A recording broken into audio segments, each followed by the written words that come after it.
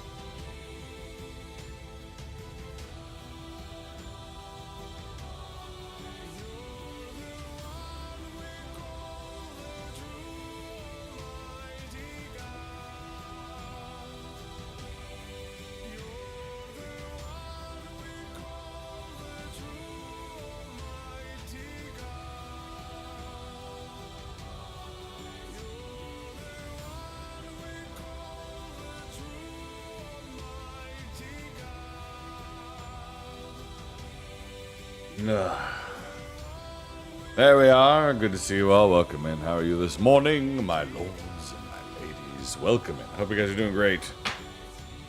I'm doing great today. Man, it's already got. This is a crazy week. It's a crazy week.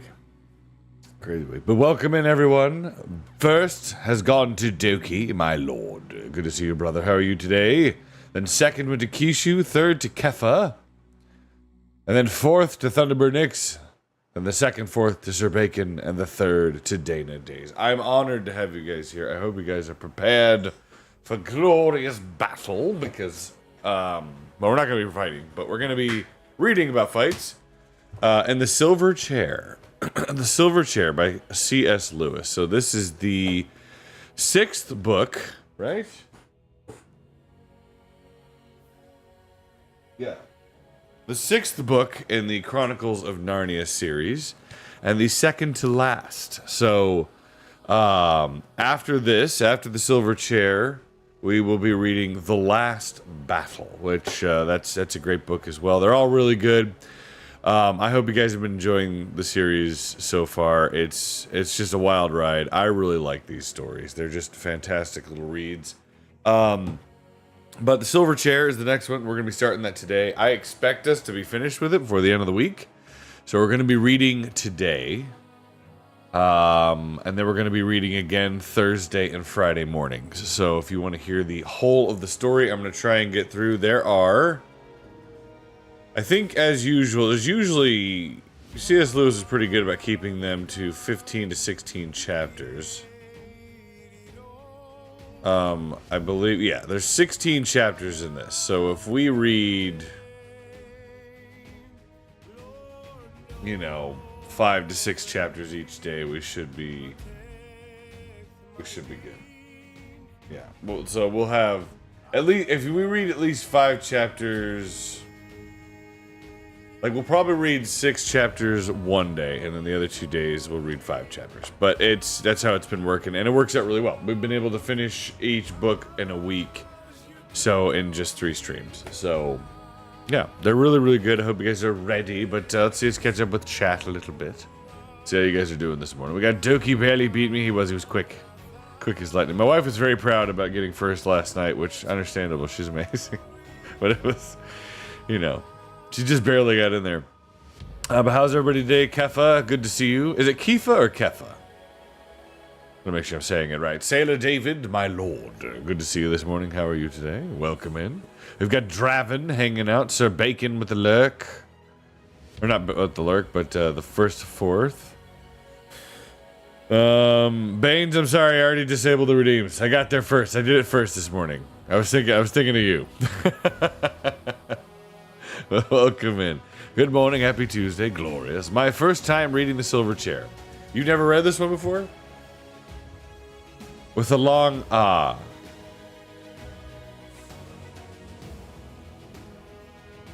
Like, with a long A, like Kafa?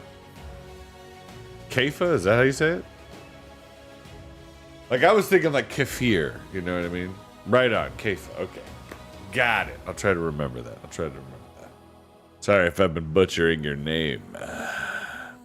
Right on. All right, so I'm excited for this one. This is another one it's a really fun adventure, similar to the Dawn Treader. It has, I would say this one's a little more sad, a little more somber. Not quite as bad as I would say The Last Battle is, but it's still a really good, they're really good books. All of them are really good. From start to finish, the Narnia series is an excellent set of stories to read, and I hope you guys are ready for it. I've only read Magician's Nephew, The Lion, the Witch, Caspian, and the Dawn Treader. So, did you listen in when we read A Horse and His Boy? A Horse and His Boy. Actually, I gotta get those VODs off of Twitch before they go away, because they will. Like the Apostle Peter from the Babel. Ah, yes, I see. I see Peter. Heresy grows. It's Greek for rock. Oh, interesting. Yeah, that's good. That's good. Well, let me get the kids in here, and we'll get ready. I didn't get to listen to Horse and His Boy yet. I figured I will when I Look, edit. I have other things to do. Just hydrate. All right, we're gonna take a sip here. But yes, yeah, I gotta make sure I get the VODs off of Twitch before they disappear because they only last so long. I really hope they haven't gone already, actually. I should probably check. I know now is not really the time, but I should probably look. Let's see, one of these. Situated reading Narnia, Lion the Witch and the Wardrobe is the only one in peril of disappearing, and I've already got those. The Lion, the Witch, and the Wardrobe. I believe I got those uploaded. I'll have to double check. Alright, and Magician's Nephew. Yeah, alright, we should be good. I'll have to... I gotta make sure I get those off of there so we can upload those. 2 months or 60 days. Yeah, I just gotta make sure... Because when did we start? We started reading within that. I think we're okay. Yeah. Just they can disappear, so I just gotta make sure. Now, we've been, uploading over there to YouTube. So hi, YouTube. We're over here as well. So they are there also, but I just gotta make sure... everything's okay. Let me get the kids. You ready?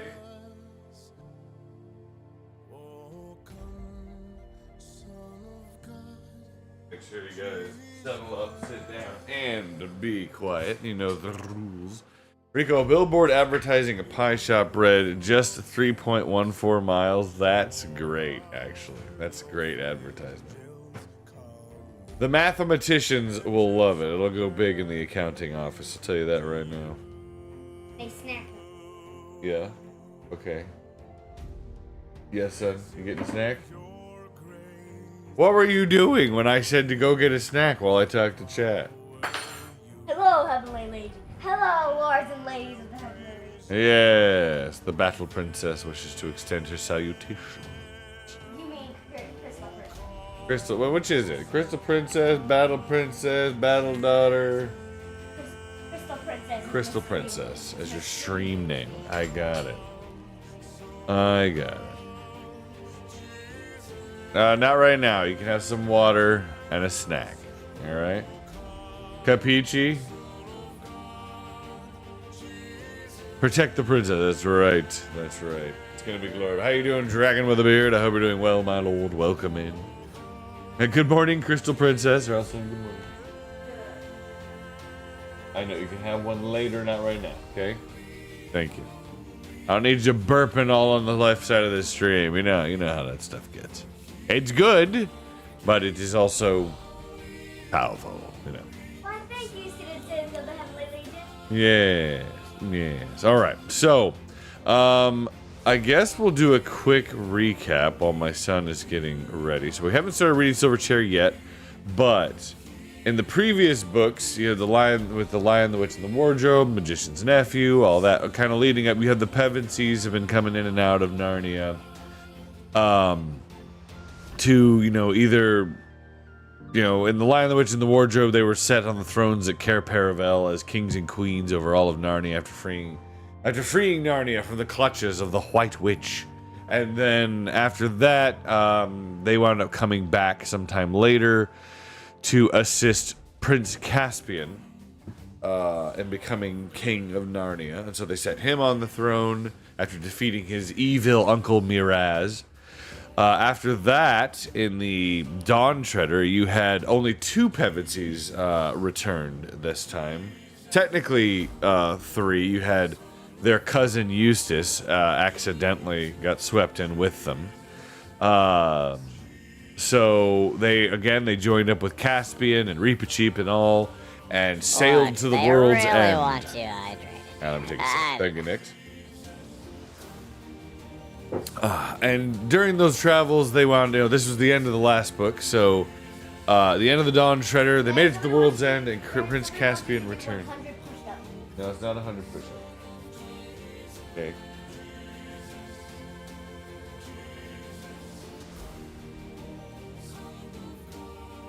For water. Okay. Yeah.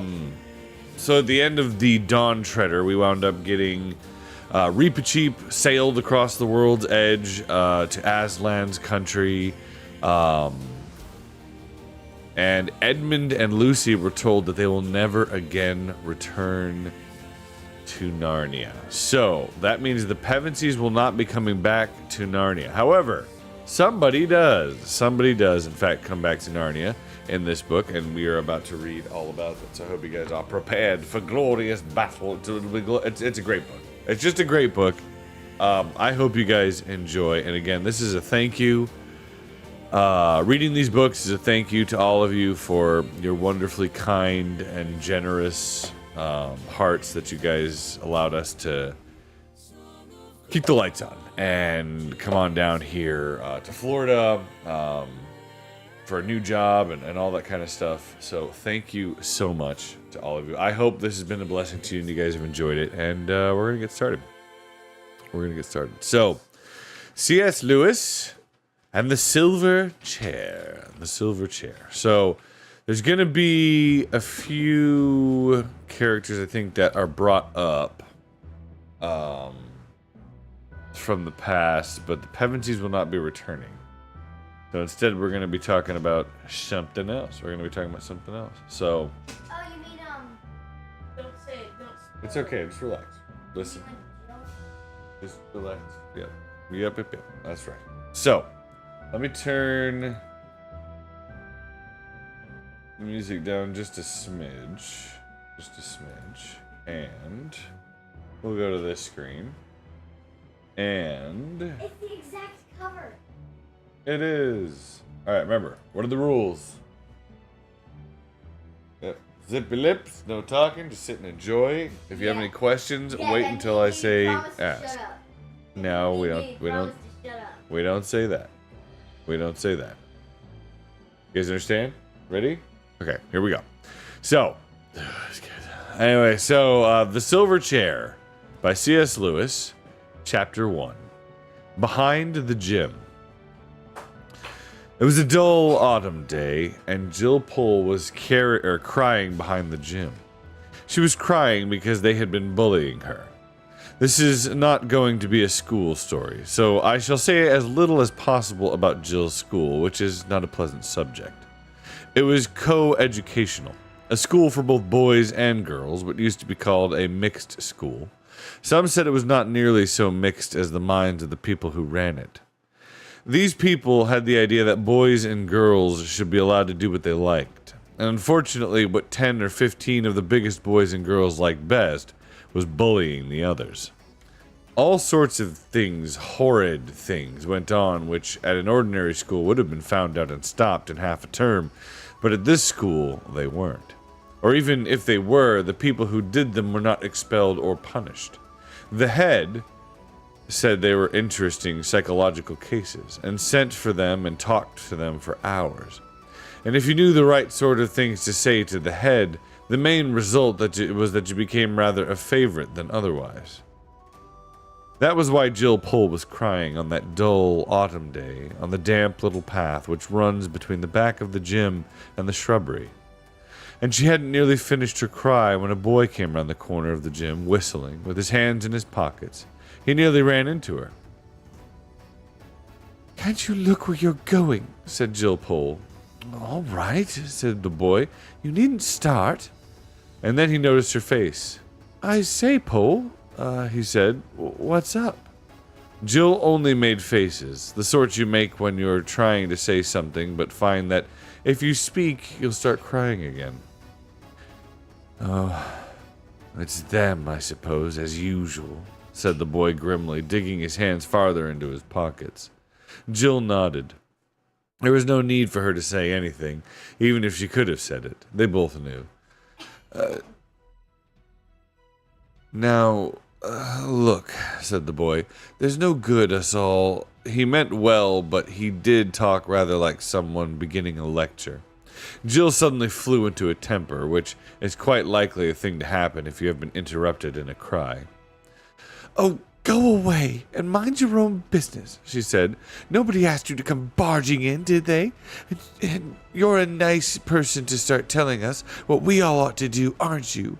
I suppose you mean we ought to spend all our time sucking up to them and currying favor and dancing attendance on them like you do. Oh, Lord, said the boy, sitting down on the grassy bank at the edge of the shrubbery and very quickly getting up again because the grass was soaking wet. His name, unfortunately, was Eustace Scrubb, but he wasn't a bad sort. Paul, he said, is that fair? Have I been doing anything of the sort this term? Didn't I stand up to Carter about the rabbit? And didn't I keep the secret about Spivens under torture too? And didn't I don't know, and I don't care, sobbed Jill. Scrubb saw that she wasn't quite herself yet and very sensibly offered her a peppermint. He had one too. Presently, Jill began to see things in a clearer light. I'm sorry, Scrubb, she said presently. I wasn't fair. You have done all that this term. Then wash out last term if you can, said Eustace. I was a different chap then. Gosh, what a little tick I was. Well, honestly, you were, said Jill. You think there's been a change then, said Eustace. Oh, it's not only me, said Jill. Everyone's been saying so. They've noticed it. Eleanor Blackiston heard Adela Pennyfeather talking about it in our changing room yesterday. She said, someone's got a hold of that Scrubb kid. He's quite unmanageable this term. We shall have to attend to him next. Eustace gave a shudder. Everyone at Experiment House knew what it was like being attended to by them. Both children were quiet for a moment. The drops dripped off the laurel leaves. Why were you so different last term? Said Jill presently. Oh, a lot of queer things happened to me in the halls, said Eustace mysteriously. What sort of things? Asked Jill. Eustace didn't say anything for quite a long time. Then he said, Well, look here, Paul. You and I hate this place as much as anybody can hate anything, don't we? I know I do, said Jill. Then I really think I can trust you. Damn good of you, said Jill. Yes, but this is a really terrific secret. Paul, I say, are you good at believing things? I mean, things that everyone here would laugh at. Well, I've never had the chance, said Jill, but I think I would be. Good. Could you believe if I said I'd been right out of this world, outside this world, in the last halls? I wouldn't know what you meant. Well, don't let's bother about worlds then. Supposing I told you I've been in a place where animals can talk, and where there are enchantments and dragons and, well, all the sorts of things you have in fairy tales. Scrubb felt terribly awkward as he said this and got a little red in the face. How did you get there? Said Jill. She also felt curiously shy. The only way you can.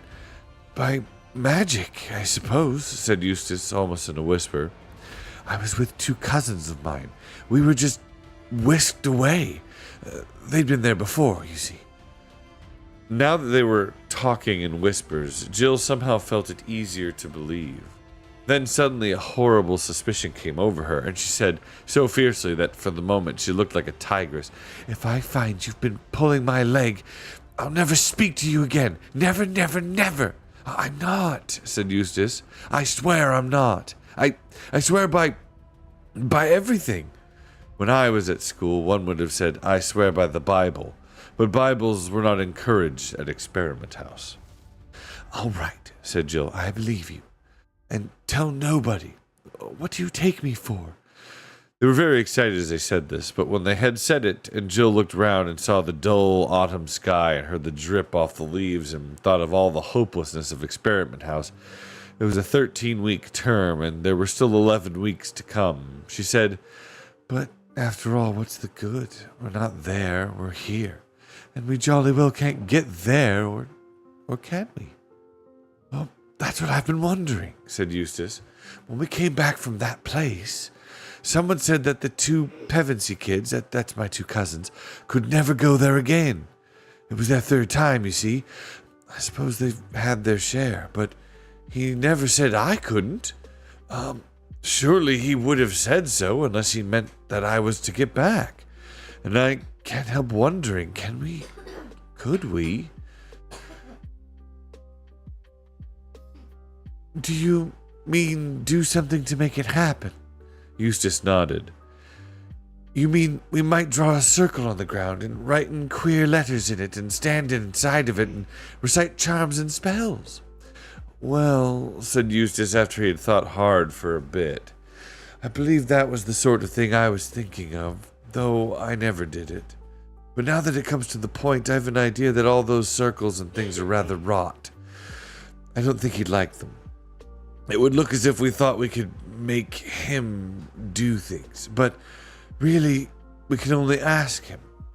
Who is this person you keep on talking about? Oh, they call him Aslan in that place, said Eustace. What a curious name.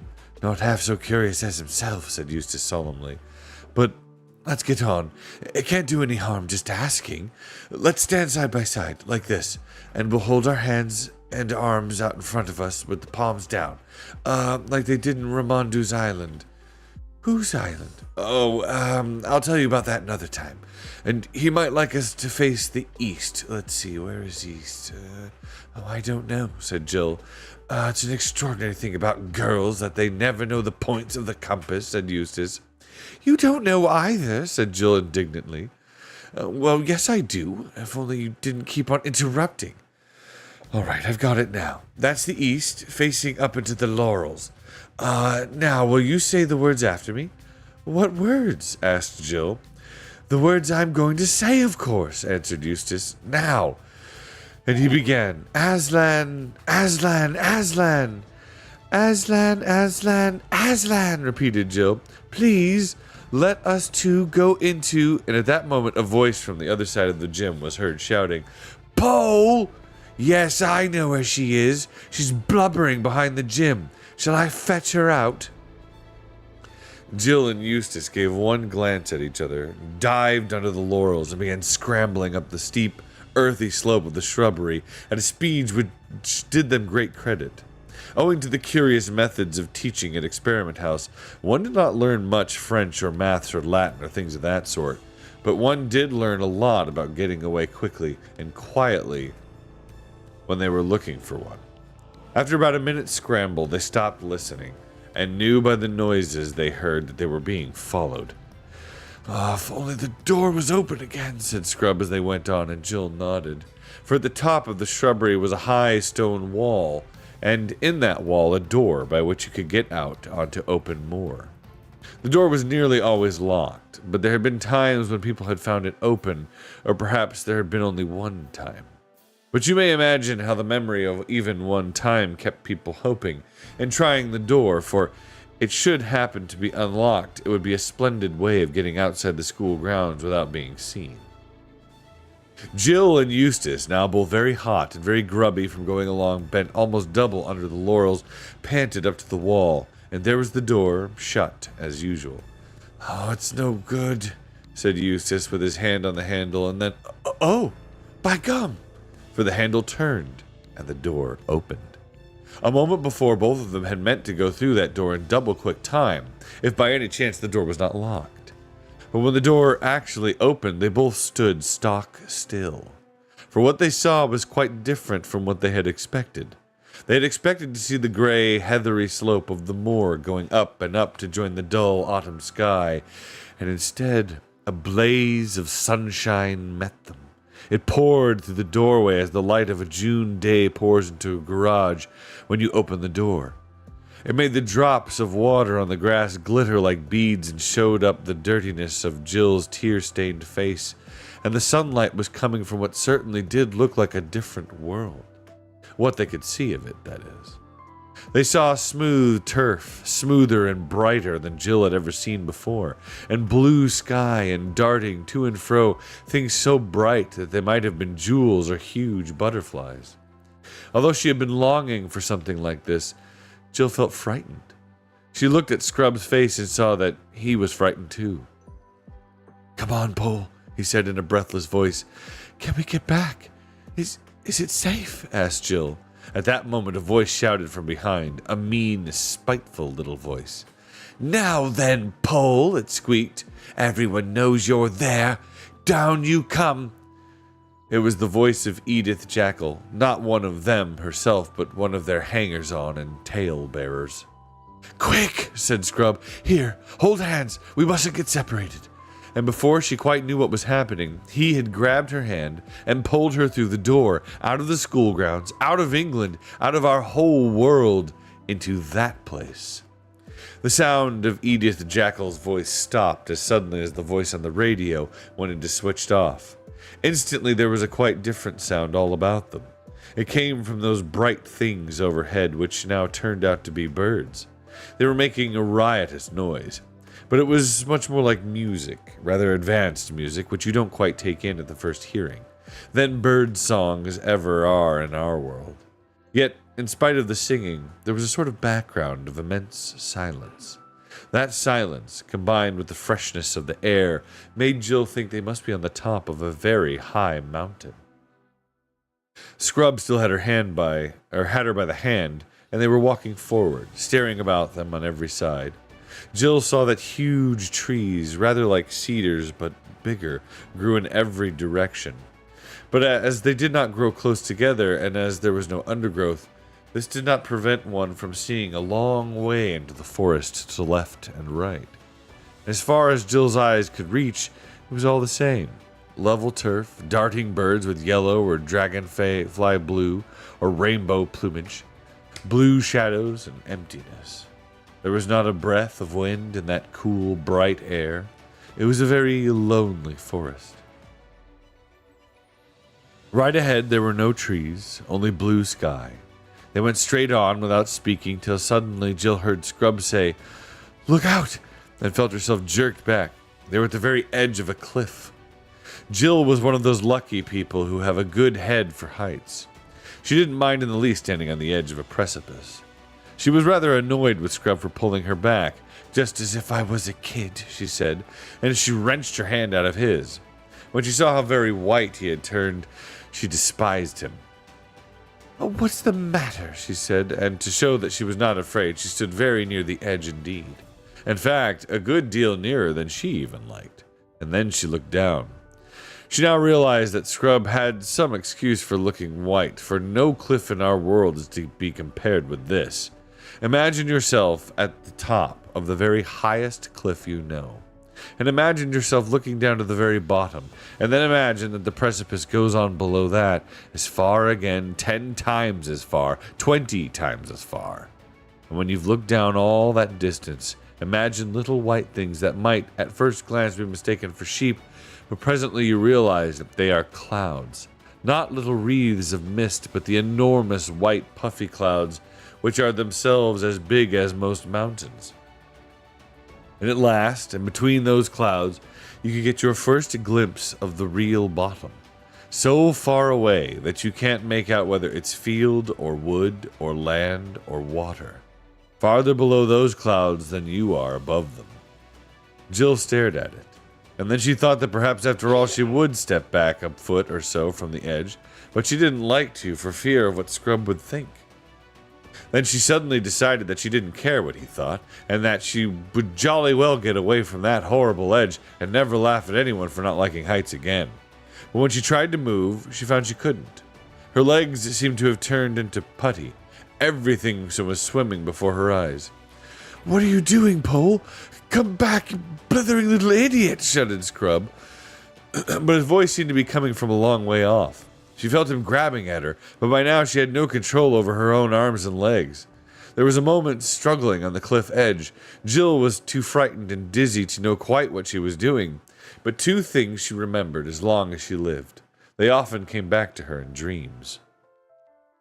One was that she had wrenched herself free of Scrub's clutches. The other was that at the same moment, Scrub himself, with a terrified scream, had lost his balance and gone hurtling to the depths.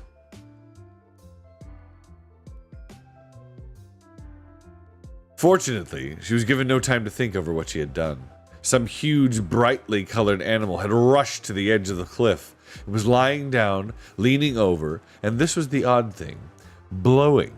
Not roaring or snorting, but just blowing from its wide, open mouth, blowing out as steadily as a vacuum cleaner sucks in.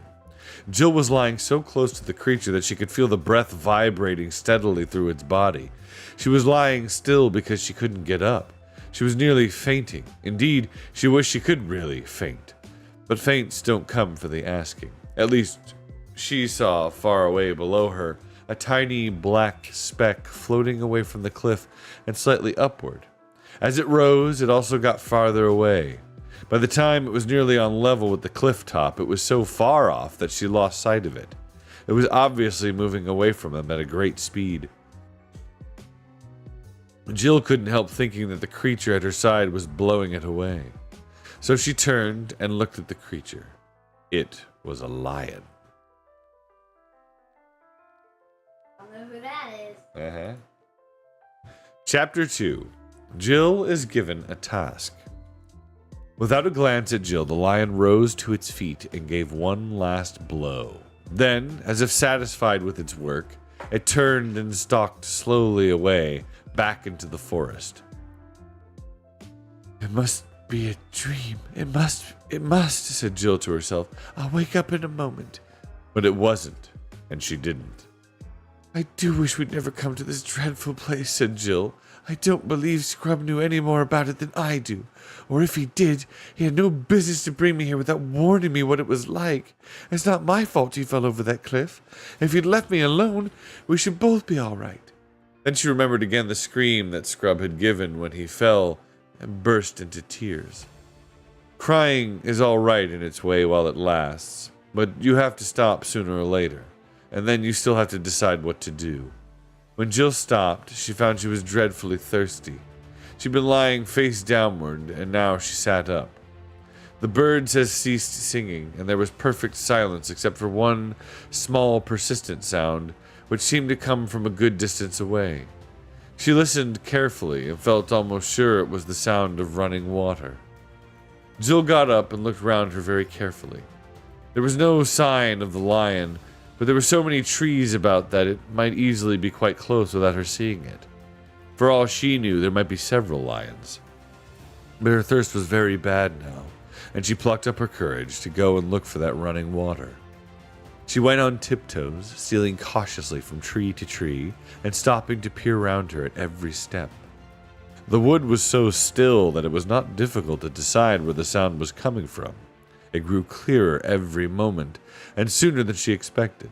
She came to an open glade and saw the stream, bright as glass, running across the turf on a stone's throw away from her. But although the sight of the water made her feel 10 times thirstier than before, she didn't rush forward and drink. She stood as still as if she had been turned into stone, with her mouth wide open, and she had a very good reason. Just on this side of the stream lay the lion. It lay with its head raised and its 2 forepaws out in front of it, like the lions in Trafalgar Square. She knew at once that it had seen her, for its eyes looked straight into hers for a moment and then turned away, as if it knew her quite well and didn't think much of her. If I run away, it'll be after me in a moment, thought Jill, and if I go on, I shall run straight into its mouth. Anyway, she couldn't have moved if she had tried, and she couldn't take her eyes off of it. How long this lasted, she could not be sure. It seemed like hours, and the thirst became so bad that she almost felt she would not mind being eaten by the lion, if only she could be sure of getting a mouthful of water first. If you're thirsty, you may drink. They were the first words she had heard since Scrub had spoken to her on the edge of the cliff. For a second she stared here and there, wondering who had spoken. Then the voice said again, If you are thirsty, come and drink. And of course she remembered what Scrub had said about animals talking in that other world, and realized that it was the lion speaking. Anyway, she had seen its lips move this time, and the voice was not like a man's. It was deeper, wilder, and stronger, a sort of heavy, golden voice. It did not make her any less frightened than she had seen before, but it made her frightened in rather a different way. "Are you not thirsty?" said the lion. I'm dying of thirst, said Jill. "Then drink," said the lion. Would you mind going away while I do?" said Jill. The lion answered this only by a look and a very low growl. And as Jill gazed at its motionless bulk, she realized that she might as well have asked the whole mountain to move aside for her convenience. The delicious rippling noise of the stream was driving her nearly frantic. Will you promise not to do anything to me if I do come?" said Jill. "I make no promise," said the lion. Jill was so thirsty now that, without noticing it, she had come a step nearer. Do you eat girls?" she said. "I have swallowed up girls and boys, women and men, kings and emperors, cities and realms," said the lion. It didn't say this as if it were boasting, nor if it were sorry, nor if it were angry. It just said it.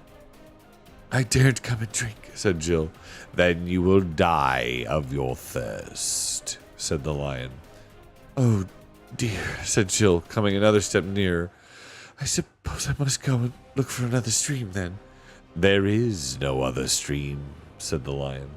It never occurred to Jill to disbelieve the lion. No one who had seen his stern face could do that. And her mind suddenly made itself up. It was the worst thing she had ever had to do. But she went forward to the stream, knelt down, and began scooping up water in her hand. It was the coldest, most refreshing water she had ever tasted. You didn't need to drink much of it, for it quenched your thirst at once. Before she tasted it, she had been intending to make a dash away from the lion the moment she had finished. And now she realized that this would be, on the whole, the most dangerous thing of all.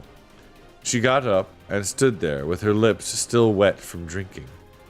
"Come here," said the lion. And she had to. She was almost between its front paws now, looking straight into its face. But she couldn't stand that for long, so she dropped her eyes. "Human child," said the lion, "where is the boy?" "He fell over the cliff," said Jill, and added, "Sir." She didn't know what else to call him, and it sounded cheek to call him nothing. "How did he come to do that, human child?" "He was trying to stop me from falling, sir." "And why were you so near the edge, human child?" I was showing off, sir." "That is a very good answer, human child. Do so no more. And now," here for the first time the lion's face became a little less stern, "the boy is safe. I have blown him to Narnia. But your task will be the harder because of what you have done." "Please, what task, sir?" said Jill. "The task for which I called you, and him, here out of your own world." This puzzled Jill very much. It's mistaking me for someone else," she thought. She didn't dare to tell the lion this, though she felt things would get into a dreadful muddle unless she did. "Speak your thought, human child," said the lion. "I was wondering, could there be some mistake? Because nobody called me and Scrub, you know. It was we who asked to come here. Scrub said we were to call to somebody. It was a name. I don't know it. And perhaps the somebody would let us in, and we did, and then we found the door open." "You would not have called to me unless I had been calling to you," said the lion. "Then you are the somebody, sir," said Jill. "I am. And now hear your task. Far from here in the land of Narnia, there lives an aged king who is sad because he has no prince of his blood to be king after him. He has no heir because his only son was stolen from him many years ago. And no one in Narnia knows where that prince went or whether he is still alive. But he is. I lay on you this command, that you seek this lost prince until either you have found him and brought him to his father's house, or else died in the attempt, or else gone back to your own world. How, please? Said Jill. I will tell you, child, said the lion. These are the signs by which I will guide you in your quest. First, as soon as the boy Eustace sets foot in Narnia, he will meet an old and dear friend. He must greet that friend at once. If he does, you will both have good help.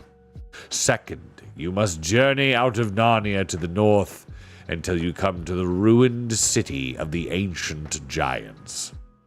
Third, you shall find a writing on a stone in that ruined city, and you must do what the writing tells you. Fourth, you will know the lost prince if you find him by this, that he will be the first person you have met in your travels who will ask you to do something in my name, in the name of Aslan. And the lion seemed to have finished. Jill thought she should say something, so she said, "Thank you very much.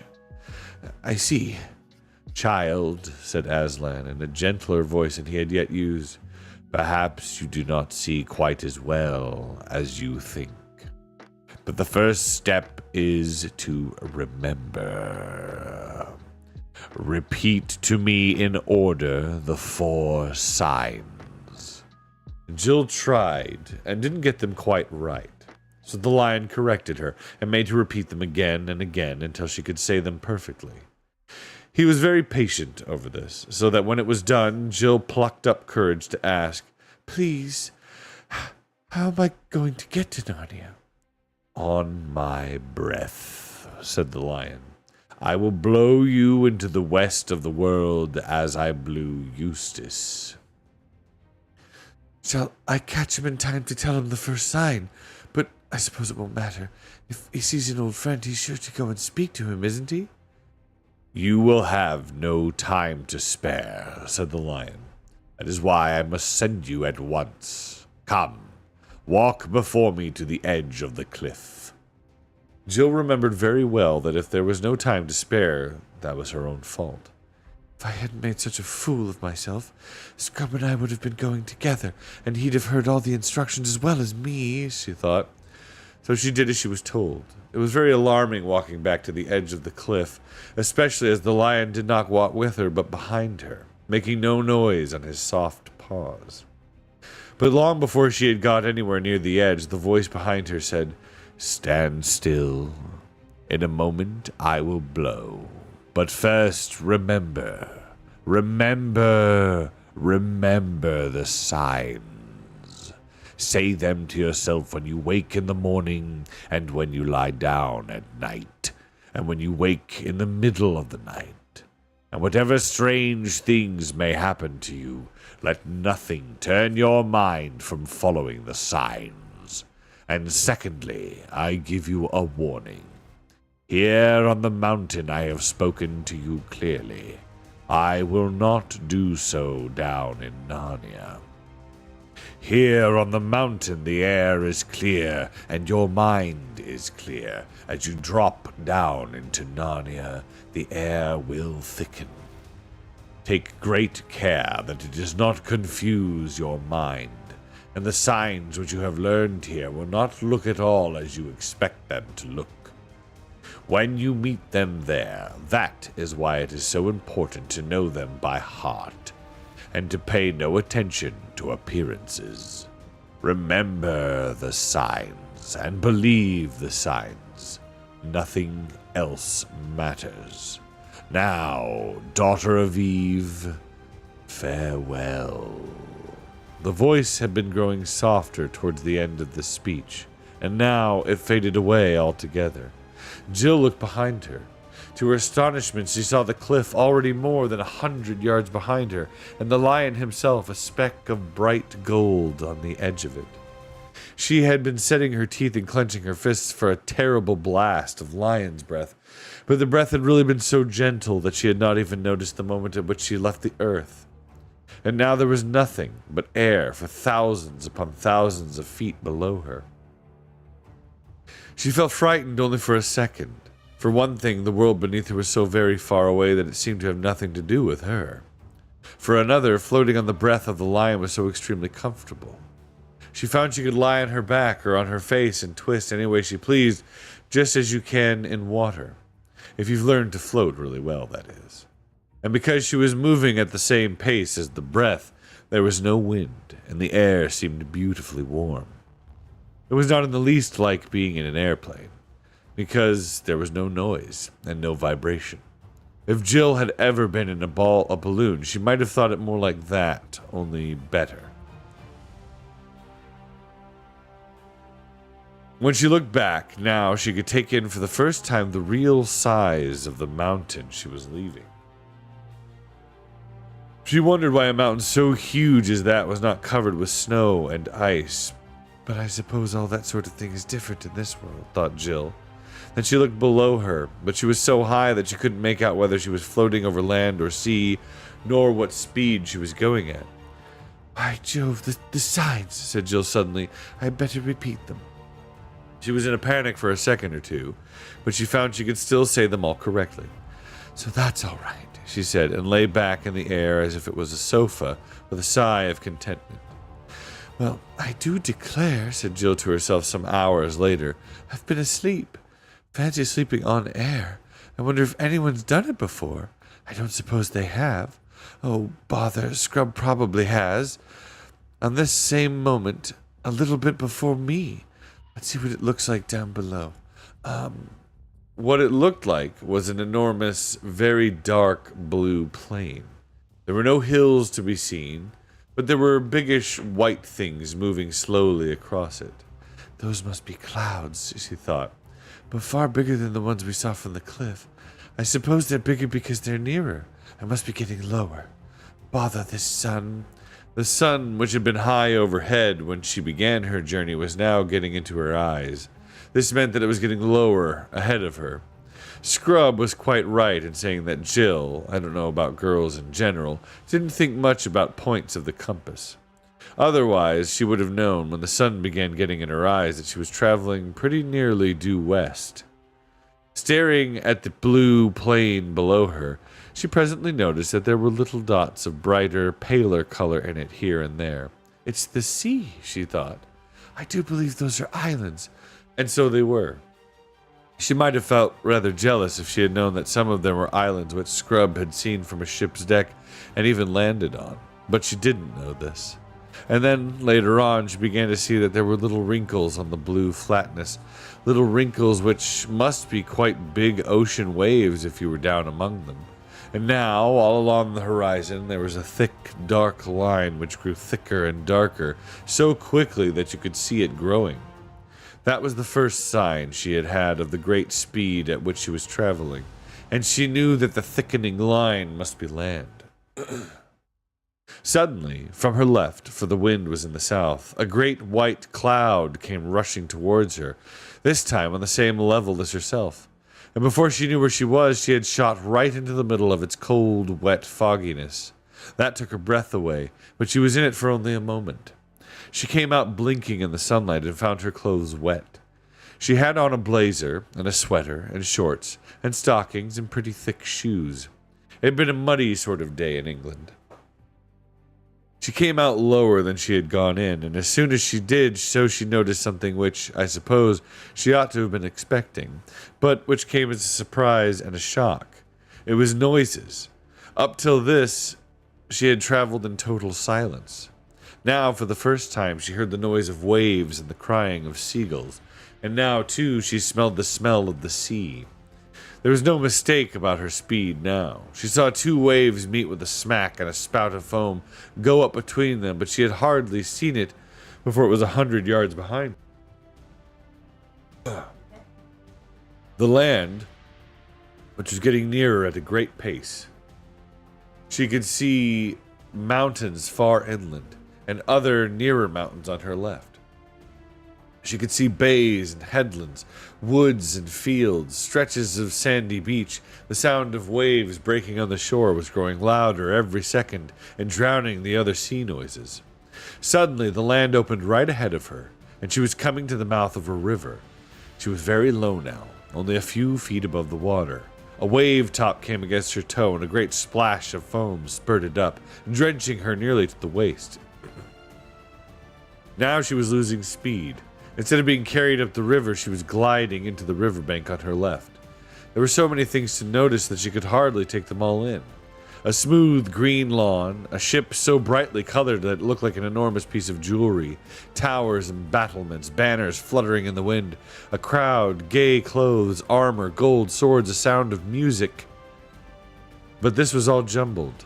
The first thing that she knew clearly was that she had alighted and was standing under a thicket of trees close by the riverside. And there, only a few feet away from her, was Scrub. The first thing she thought was how very grubby and untidy and generally unimpressive he looked. And the second was, how wet I am. And that is the end of chapter 2. We're going to take a brief break because ads are about to start. And so get some water, get a snack perhaps, stretch a little bit. And suffer through the ads for just a few People are minutes. stuck in ad breaks because we didn't stop in a couple of ad breaks. I know that. That's okay. Thank you. This is one of my favorite chronicles. The BBC miniseries was a frequent childhood feature. Toon Army Captain. It is a really good one. BBC, British Broadcasting. Yeah, the focus on the family radio theater, as they call it, was an excellent one. If you guys want to hear a really good one, I mean, I don't do it justice compared to that. It's really amazing. If you guys should check it out. But Crafty Kitty Doki, thank you for hanging out on YouTube. I appreciate that. How you guys doing today? Hope you're well. I see all of you. Kida Ito, welcome in. How are you? Hope everybody's doing good. We're gonna keep going in just a few minutes once the ads are done. So let me know when y'all are back, and we will continue the battle, and it shall be glorious.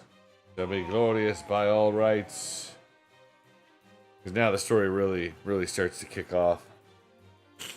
Now that they are in Narnia, preparing for their great adventure. Oh, yeah. This is a good one. It's a good one. Ooh, alright, we all good? You guys need a potty break or anything? Darling. Yeah, fine. Ooh.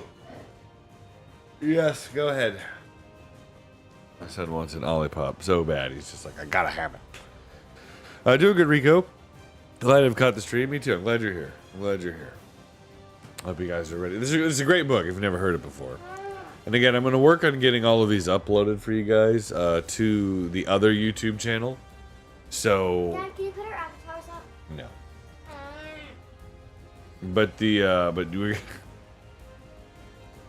But I'll try to get those uploaded, so if you guys missed any of the stories or any of the readings and you really want to go in and just listen to it at your own pace of me just drolling on and, you know, doing silly voices, that should be there for you. Did you draw? Some of it, but most of it's just a quickie thing we did in AI.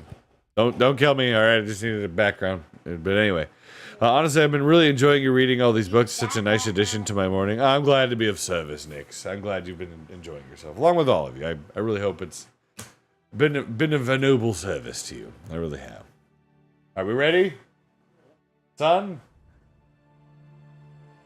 He's coming back. Oh. Honestly, I've really enjoyed it, and I appreciate that. I've enjoyed reading these to you guys. You know what I mean? Like, I like reading. I like reading. And reading really good books, and just having fun, just doing silly voices. I have fun. That's the main thing. Ryoko, good to see you. How are you today? Dad, do Rico Simmons for one of the characters. No, I'm not going to do Rico Simmons for one of the characters. That's... Somebody redeem Rico Simmons. my daughter's about to be banished from the office, apparently. No, we're reading a book. I can't, even if you redeemed it, I can't do that right now. It would have to be until, like, when we're done. It'd have to be when we're done.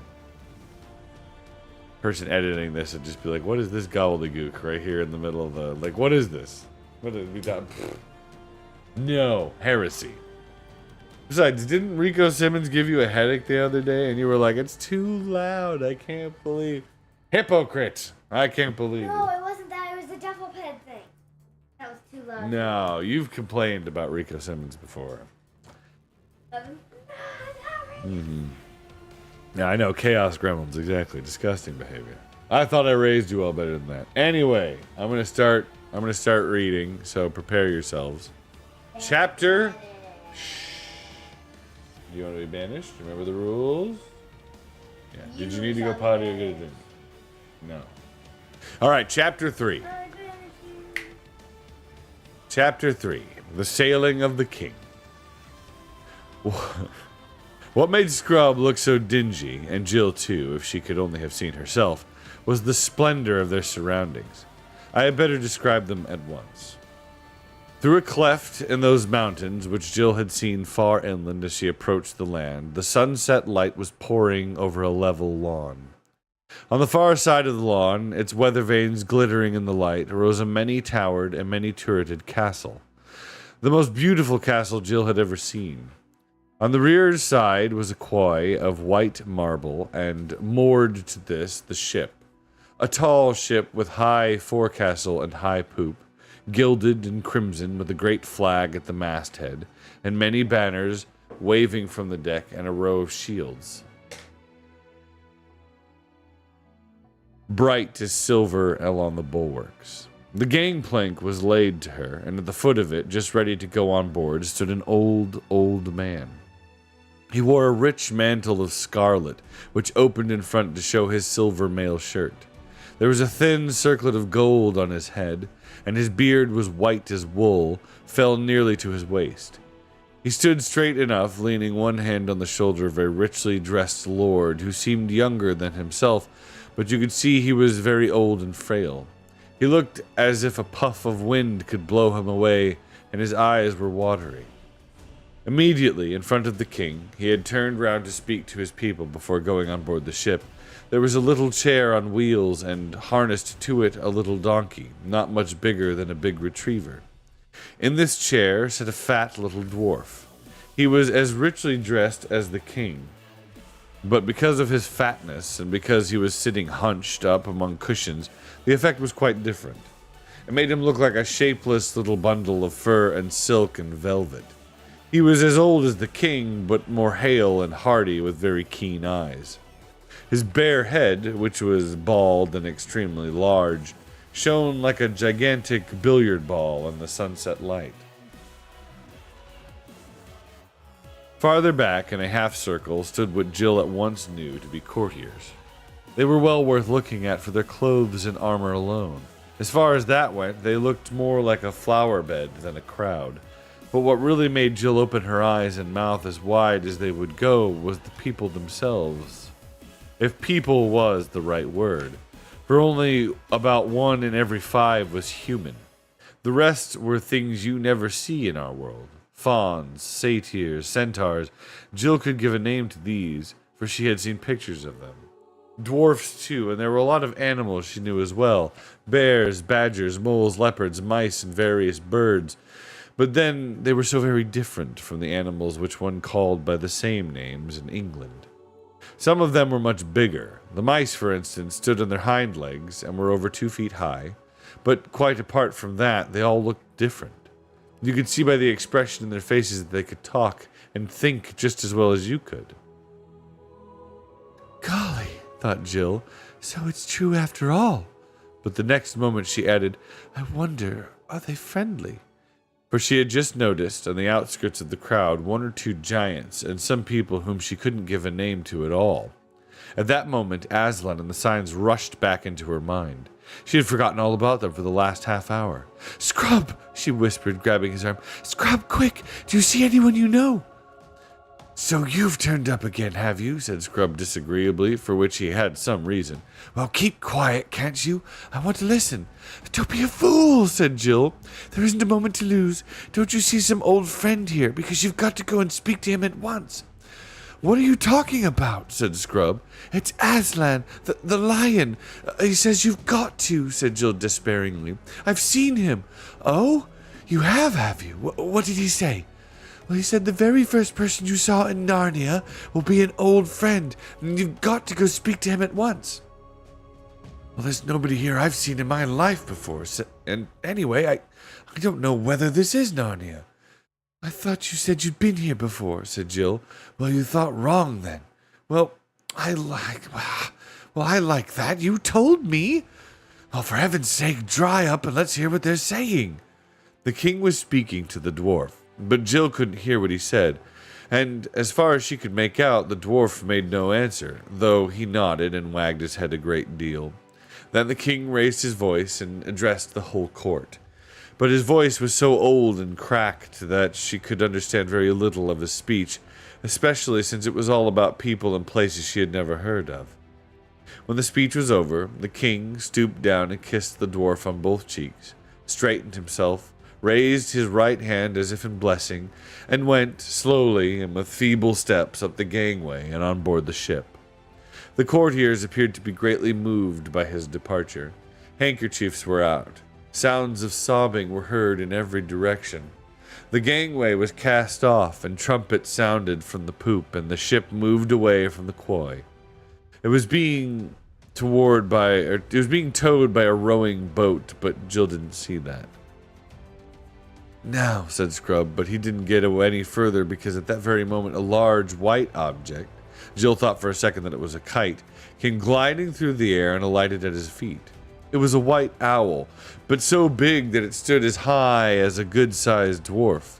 It blinked and peered as if it were short-sighted, and put its head a little to one side, and said in a soft, hooting kind of voice, "Too-hoo, too-hoo, and what are you two?" "The name's Scrub, and this is Paul," said Eustace. "Would you mind telling us where we are?" "In the land of Narnia, ooh, at the king's castle of Cair Paravel." "Is that the king who's just taken ship?" "Oh, too true, said the owl sadly, shaking its big head.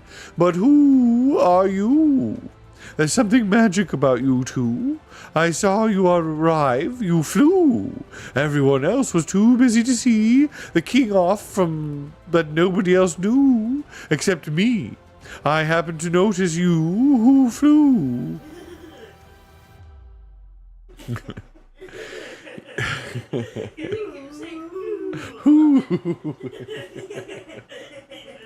not saying the best show, I'm saying the Gale gesture.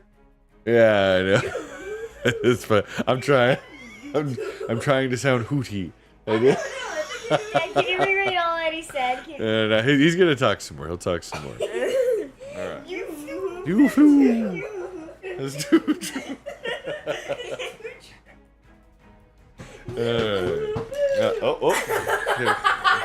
All right.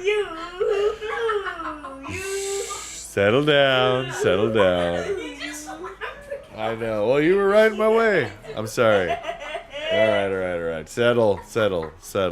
Shh. All right. We gotta be settled. We got all the giggles out. We're good. Okay. It's okay. All right, ready to continue? We still got more giggles.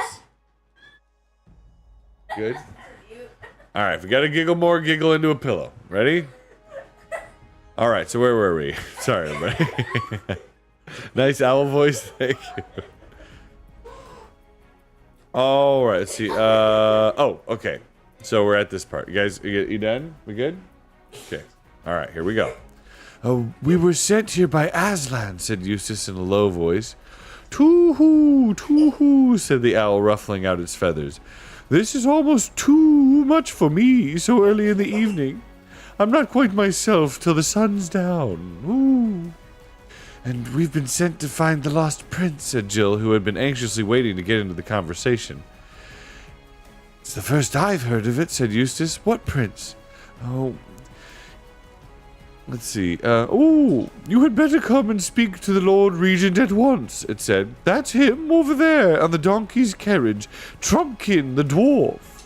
The bird turned and began leading the way, muttering to itself, "Hoo, too, hoo, what a to do? I can clearly think yet. Ooh, it's too early.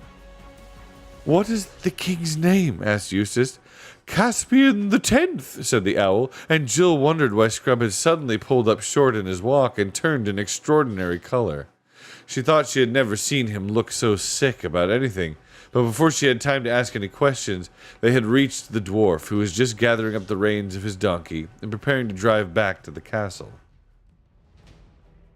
The crowd of courtiers had broken up and were going in the same direction, by ones and twos and little knots, like people coming away from watching a game or a race. "Too, Lord Regent," said the owl, stooping down a little and holding its beak near the dwarf's ear. "Eh? What's that?" said the dwarf. "Two strangers, my lord," said the owl. "Rangers? What do you mean?" said the dwarf. "I see two uncommonly grubby man-cubs. What do they want?" "My name's Jill," said Jill, pressing forward. She was very eager to explain the important business on which they had come. "The girl's called Jill," said the owl, as loud as it could. "What's that?" said the dwarf. "The girls are all killed? I don't believe a word of it. What girls? Who's killed them?" "Only one girl, my lord," said the owl. "Her name is Jill."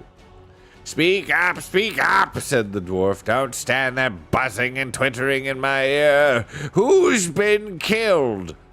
"Nobody's been killed," hooted the owl. "Who? Nobody!" All right, you needn't shout. I'm not so deaf as all that.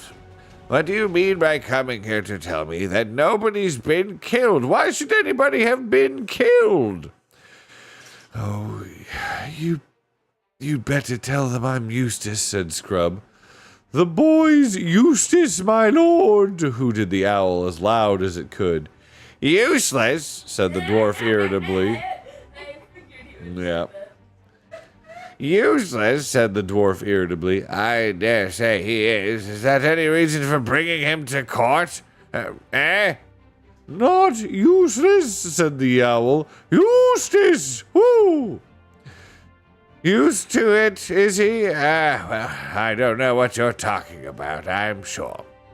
I'll tell you what it is, Master Glimfeather. When I was a young dwarf, there used to be talking beasts and birds in this country who really could talk. There wasn't all this mumbling and muttering and whispering that wouldn't have been tolerated for a moment. Not for a moment, sir. Ernest, my trumpet, please." A little fawn, who had been standing quietly beside the dwarf's elbow all this time, now handed him a silver ear trumpet. It was made like the musical instrument called a serpent, so that the tube curled right round the dwarf's neck. While he was getting it settled, the owl Glimfeather suddenly said to the children in a whisper, "My brain's a bit clearer now. Ooh, don't say anything about the lost prince. I'll explain later. It wouldn't do. Oh, what a to-do." "Now," said the dwarf, "if you have anything sensible to say, Master Glimfeather, try and say it. Take a deep breath, and don't attempt to speak too quickly." With help from the children, and in spite of a fit of coughing on the part of the dwarf, Glimfeather explained that the strangers had been sent by Aslan to visit the court of Narnia. The dwarf glanced quickly up at them with a new expression in his eyes. "Sent by Aslan, the lion himself, he said. "And from that other place beyond the world's end, "Yes, my lord," bawled Eustace into the trumpet. "Son of Adam and daughter of Eve, said the dwarf. But people at Experiment House hadn't heard of Adam and Eve, so Jill and Eustace couldn't answer this. But the dwarf didn't seem to know.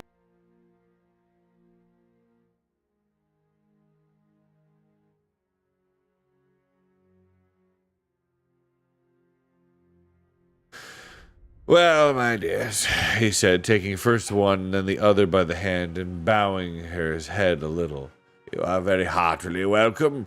It is the good king, my poor master. Had not this very hour set sail for 7 isles, he would have been glad of your coming. Oh, it would have brought back his youth to him for a moment, Now, it is high time for supper. You shall tell me your business in full council tomorrow morning. Master Glimfeather, see that bedchambers and suitable clothes and all else are provided for these guests in the most honorable fashion. And Glimfeather, in your ear. Here the dwarf put his mouth close to the owl's head, and no doubt intended to whisper, but like other deaf people, he wasn't a very good judge of his own voice, and both children heard him say, "See that they're properly bathed." After that, the dwarf touched up his donkey, and it set off towards the castle at something between a trot and a waddle. It was a very fat little beast, and while the fawn, the owl, and the children followed at a rather slower pace, the sun had set and the air was growing cool. They went across the lawn, and then through an orchard, and so to the north gate of Cair Paravel, which stood wide open. Inside, they found a grassy courtyard. Lights were already showing from the windows of the great hall on their right, and from a more complicated mass of buildings straight ahead. Into these, the owl led them, and there a most delightful person was called to look after Jill. She was not much taller than Jill herself, and a good deal slenderer, but obviously full-grown, graceful as a willow, and her hair was willowy too, and there seemed to be moss in it. She brought Jill to a round room in one of the turrets, where there was a little bath sunk in the floor, and a fire of sweet-smelling woods burning on the flat hearth, and a lamp hanging by a silver chain from the vaulted roof. The window looked west into the strange land of Narnia, and Jill saw the red remains of the sunset still glowing behind the distant mountains. It made her long for more adventures and feel sure that this was only the beginning. When she had had her bath, and brushed her hair, and put on the clothes that had been laid out for her, they were the kind that not only felt nice, but looked nice, and smelled nice, and made nice sounds when you moved as well. She would have gone back to gaze out of that exciting window, but she was interrupted by a bang on the door. "Come in," said Jill, and in came Scrub, also bathed and splendidly dressed in Narnian clothes. But his face didn't look as if he were enjoying it. "Oh, here you are at last," he said crossly, flinging himself into a chair. "I've been trying to find you for ever so long." "Well, now you have," said Jill. "I say, Scrub, isn't it all simply too exciting and scrumptious for words?" She had forgotten all about the signs and the lost prince for the moment. "Oh, that's what you think it is," said Scrub, and then after a pause, "I wish to goodness we'd never come." "Why on earth?" "I can't bear it," said Scrub. "Seeing the king, Caspian, a doddering old man like that, it's frightful." "Why? What harm does it do to you?" "Oh, you don't understand. Now that I come to think of it, you couldn't. I didn't tell you that this world has a different time from ours." "How do you mean?" "The time you spend here doesn't take up any of our time, do you see? I mean, however long we spend here, we shall still get back to Experiment House at the moment we left it." "Oh, that won't be much fun." "Oh, dry up. Don't keep interrupting." "And when you're back in England, in our world, you can't tell how much time is going here. It might be any number of years in Narnia, while we're having one here at home." The Pevensies explained it all to me, but like a fool I forgot about it. And now apparently it's been about 70 years, Narnian years, since I was here last. Do you see now? And I come back and find Caspian an old man. "Then the king was an old friend of yours," said Jill. A horrid thought had struck her. "Oh, I should jolly well think he was," said Scrub miserably. "About as good a friend as a chap could have. And last time he was only a few years older than me." And to see that old man with the white beard, and to remember Caspian as he was the morning we captured the Lone Islands, or in the fight with the sea serpent, oh, it's frightful. It's worse than coming back and finding him dead. Oh, shut up, said Jill impatiently. It's far worse than you think. We've muffed the first sign.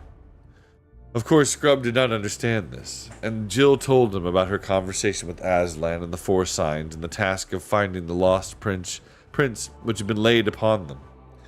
So you see, she wound up, you did see an old friend, just as Aslan said, and you ought to have gone and spoken to him at once. And now you haven't, and everything's going wrong from the very beginning. But how was I to know, said Scrubb. If you'd only listened to me when I tried to tell you, we'd be all right, said Jill. Yes, and if you hadn't played the fool on the edge of that cliff and jolly nearly murdered me... all right, I said murder, and I'll say it again as often as I like to keep your hair on. We'd have come together and both known what to do. I suppose he was the first person you saw, said Jill. You must have been here hours before me. Are you sure you didn't see anyone else first? I was the only one here for a minute before you, said Scrubb.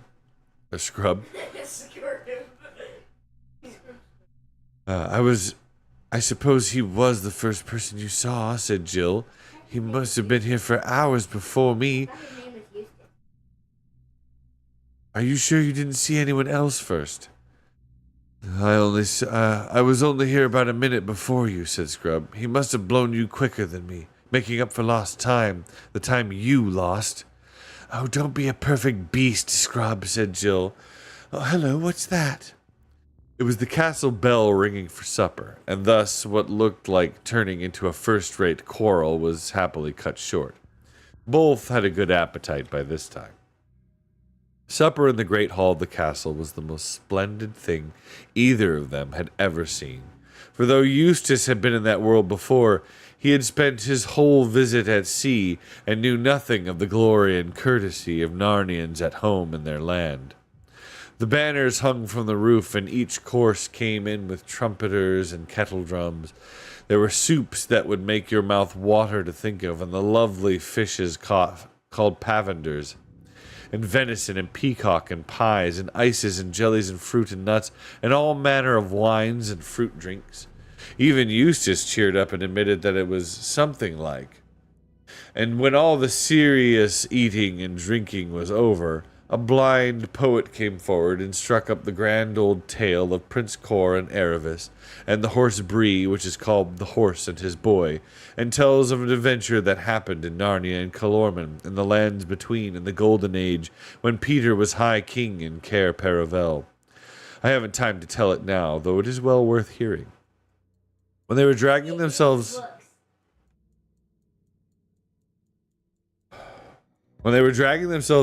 upstairs to bed, yawning their heads off, Jill said, I bet we sleep well tonight, for it had been a full day, which just shows how little anyone knows what is going to happen to them next.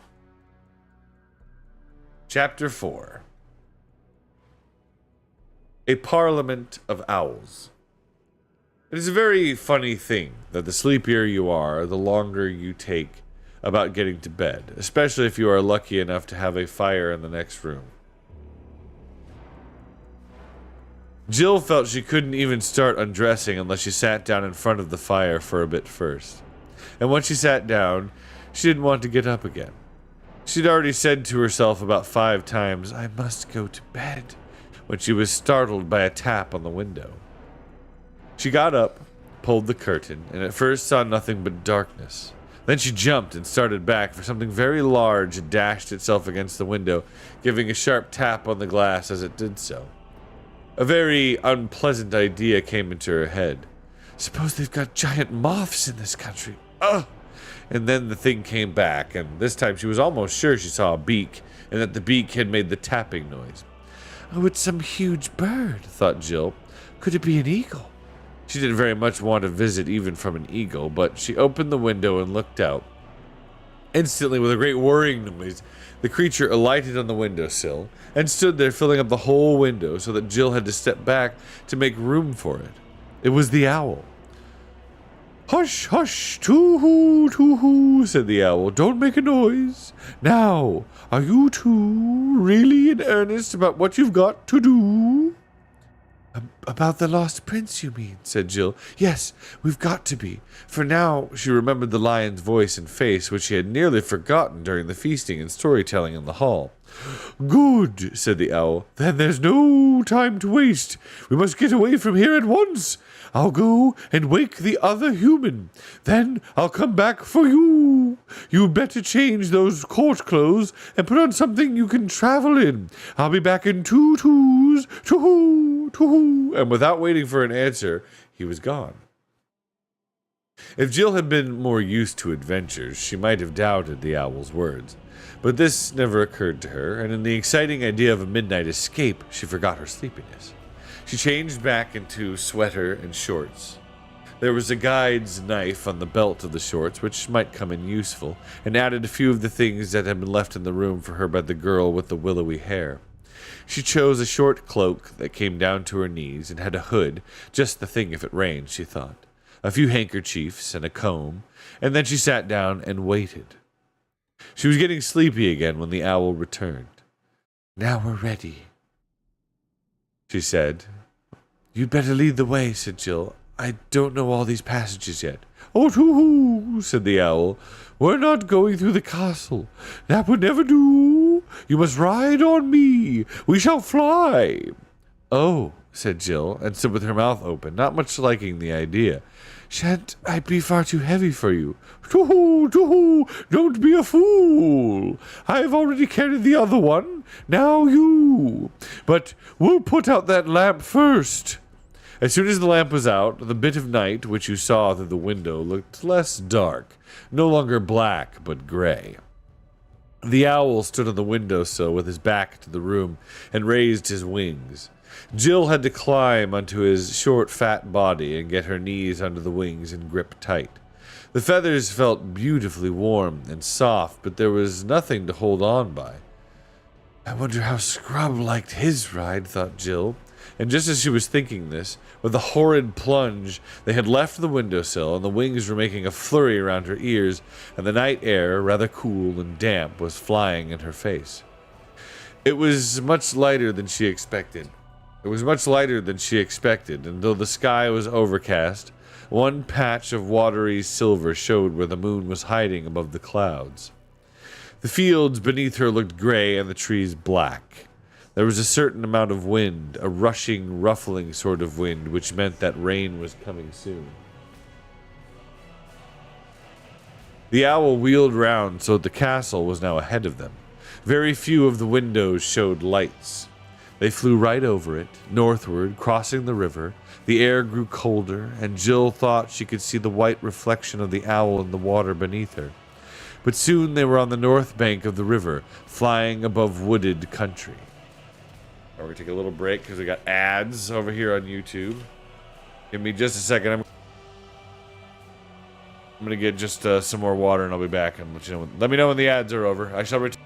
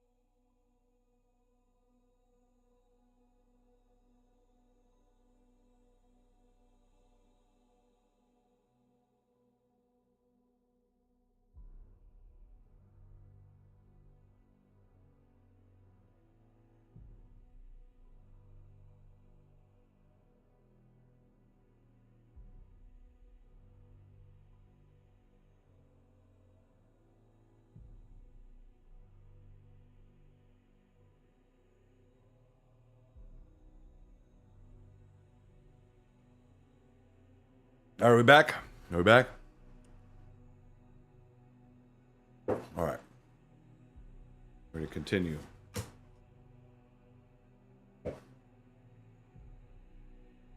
Let's see. We were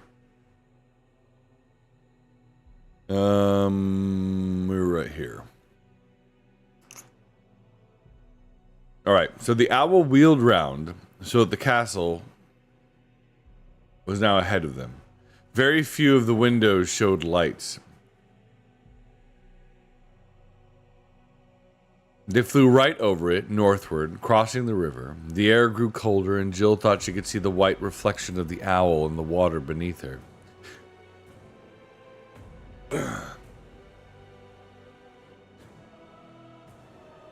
But soon they were on the north bank of the river, flying above wooded country. The owl snapped at something which Jill couldn't see. "Oh, don't please," said Jill. "Don't jerk like that. You nearly threw me off." "I beg your pardon," said the owl. "I was just nabbing a bat. There's nothing so sustaining, in a small way, as a nice plump little bat. Shall I catch you one, "Oh, no thanks," said Jill with a shudder. He was flying a little lower now, and a large, black-looking object was looming up towards them.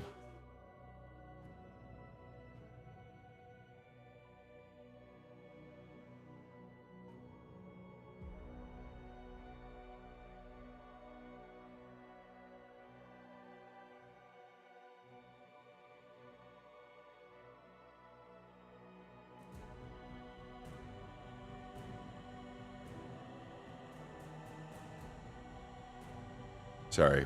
Children discipline had to take place. I apologize. Alright, so... No thanks, said Jill with a shudder. He was flying a little lower now, and a large, black-looking object was looming up towards them. Jill had just time to see that it was a tower, a partly ruinous tower with a lot of ivy on it. She thought when she found herself ducking to avoid the archway of a window as the owl squeezed with her through the ivied, cobwebby opening out of the fresh gray night into a dark place inside the top of the tower. It was rather fusty inside, and the moment she slipped off the owl's back, she knew, as one usually does somehow, that it was quite crowded. And when voices began saying out of the darkness from every direction, "Too-hoo, too-hoo," she knew it was crowded with owls.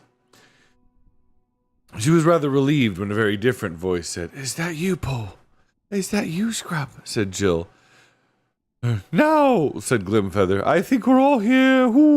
Let us hold a parliament of the owls. Too-hoo, too-hoo, true for true. That's the right thing to do," said several voices. After a moment, Scrub could be heard saying, "Half a moment. There's something I want to say first." Do," said the owls, and Jill said, "Fire ahead." "I suppose all of you chaps, owls I mean," said Scrub, "I suppose you all know that King Caspian X, in his young days, sailed to the eastern end of the world, where I was with him on that journey. With him and Reepicheep the mouse, and the Lord Drinian, and all of them. I know it sounds hard to believe, but people don't grow older in our world at the same speed as they do in yours. And what I want to say is this, that I'm the king's man, and if this parliament of owls is any sort of plot against the king, I'm having nothing to do with it." "Too-hoo, too-hoo, we're all the king's owls too," said the owls. "Well, what's it all about then?" said Scrub.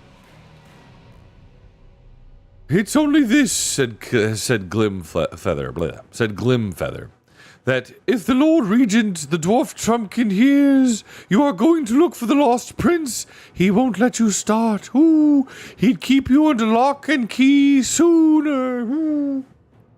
"Great Scott," said Scrub, "you don't mean that Trumpkin is a traitor? I used to hear a lot about him in the old days at sea. Caspian the king, I mean, trusted him absolutely." "Oh, no," said a voice. "Trumpkin's no traitor. No, but more than 30 champions, knights, centaurs, good giants and all sorts, have at one time or another set out to look for the lost prince, and none of them have ever come back.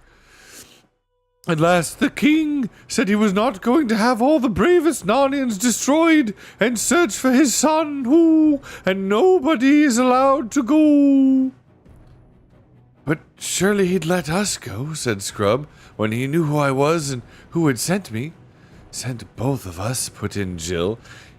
Yes, said Glimfeather, I think very likely he would, but the king is away, and Trumpkin was still in the rules. He's as true as steel, but he's deaf as a post, and very peppery. You could never make him see that this might be the time for making an exception, to the rule. You might think... you might think he'd take some notice of us. It's like, well, because we're owls, everyone knows how wise owls are, said someone else. But he's so old now, he'd only say, you're a mere chick. I remember you when you were an egg, Don't come trying to teach me, sir, crabs and crumpets. This owl imitating Trumpkin's voice rather well, and there were sounds of owlish laughter all around. The children began to see that the Narnians all felt about Trumpkin as people feel at school about some crusty teacher, whom everyone is a little afraid of and everyone makes fun of and nobody really dislikes. How long is the king going to be away? Asked Scrub. Oh, if only we knew, said Glimfeather. You see, there has been a rumor lately that Aslan himself has been seen in the islands, in Terabithia, I think it was, and the king said he would make one more attempt before he died to see Aslan face to face again, and ask his advice about who is to be king after him. But we're all afraid, that is, if he doesn't meet Aslan in Terabithia, he'll go on east to Seven Isles and Lone Isles and on and on. He never talks about it, but we all know he has never forgotten that voyage to the world's end. I'm sure he is. In his heart of hearts, he wants to go there again. Then there's no good waiting for him to come back, said Jill. No good at all, said the owl. Oh, what to do? If only you two had known and spoken to him at once, he'd have arranged everything, probably give you an army to go with you in search of the prince. Jill kept quiet at this and hoped Scrub would be sporting enough not to tell all the owl why this hadn't happened. He was, or very nearly. That is, he only muttered under his breath, "Well, that wasn't my fault," before saying out loud, "Very well, we'll have to manage without it. But there's just one thing more I want to know. If this owl's parliament, as you call it, is all fair and above board and means no mischief, why does it have to be so jolly secret, meeting in a ruin in dead of night and all that?" "Too-hoo, too-hoo," hooted several owls. "Where should we meet? When would anyone meet except at night?" "You see," explained Glimfeather, "most of the creatures in Narnia have such unnatural habits. They do things by day, in broad, blazing sunlight, when everyone ought to be asleep, and as a result, at night they're so blind and stupid that you can't get a word out of them. So, we owls have got into the habit of meeting at sensible hours on our own, when we want to talk about things." "Oh, I see," said Scrub. "Well, now let's get on. Tell us all about the lost prince." Then an old owl, not Glimfeather, related the story. About 10 years ago, it appeared when Rilian, the son of Caspian, was a very young knight. He rode with the queen, his mother, on a May morning in the north parts of Narnia. They had many squires and ladies with them, and all wore garlands of fresh leaves on their heads and horns at their sides. But they had no hounds with them, for they were maying, not hunting.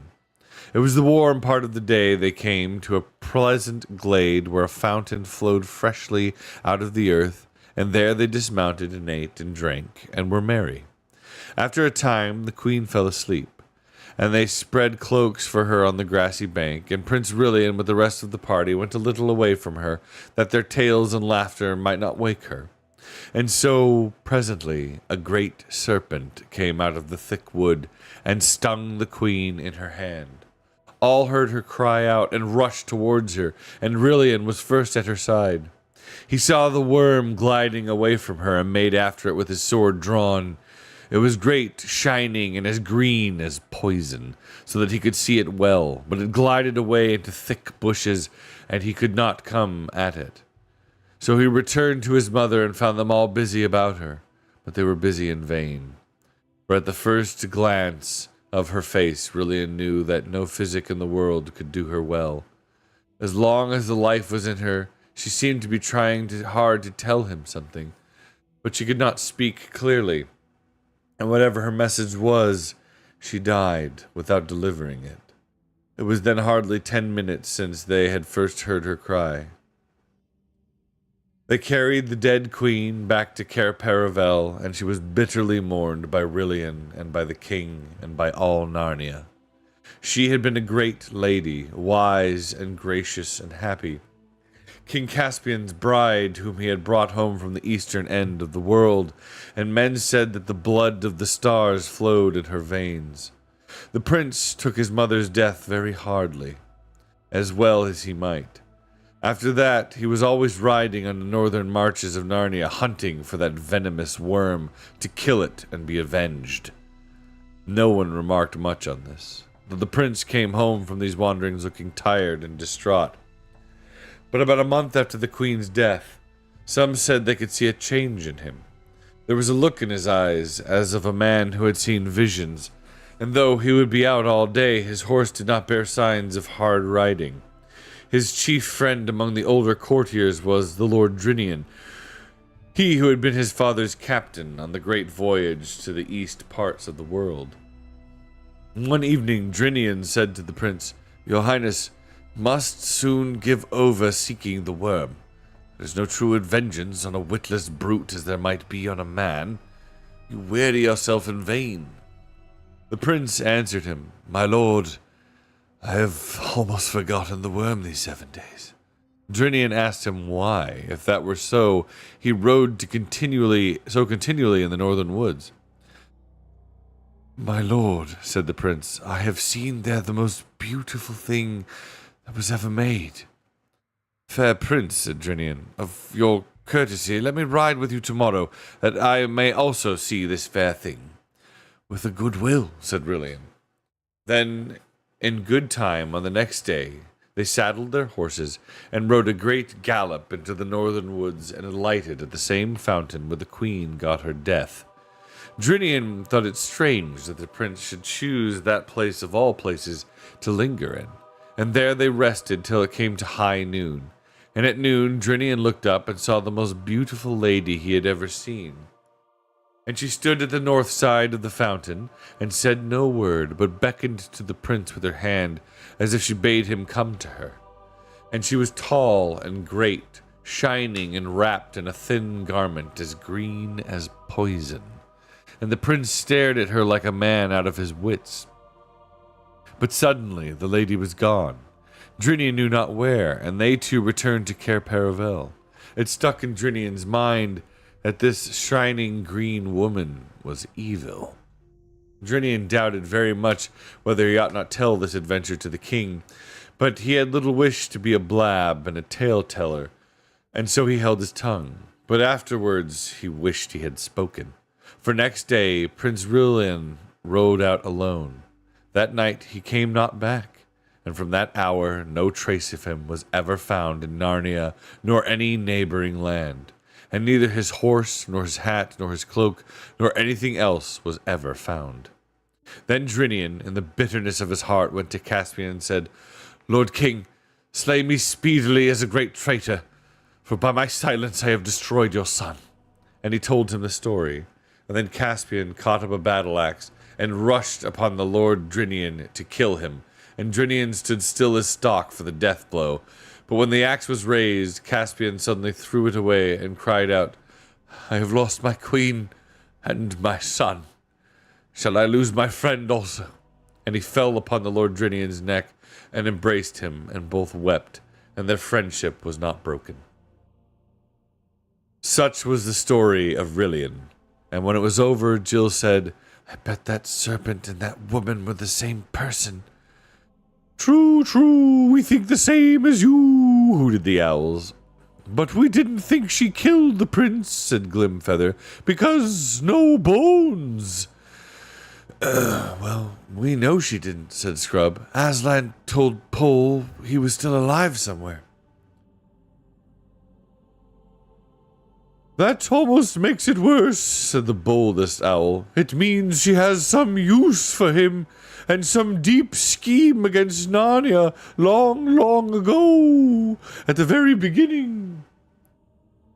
A white witch came out of the north and bound our land in snow and ice for 100 years, and we think this may be some of the same crew.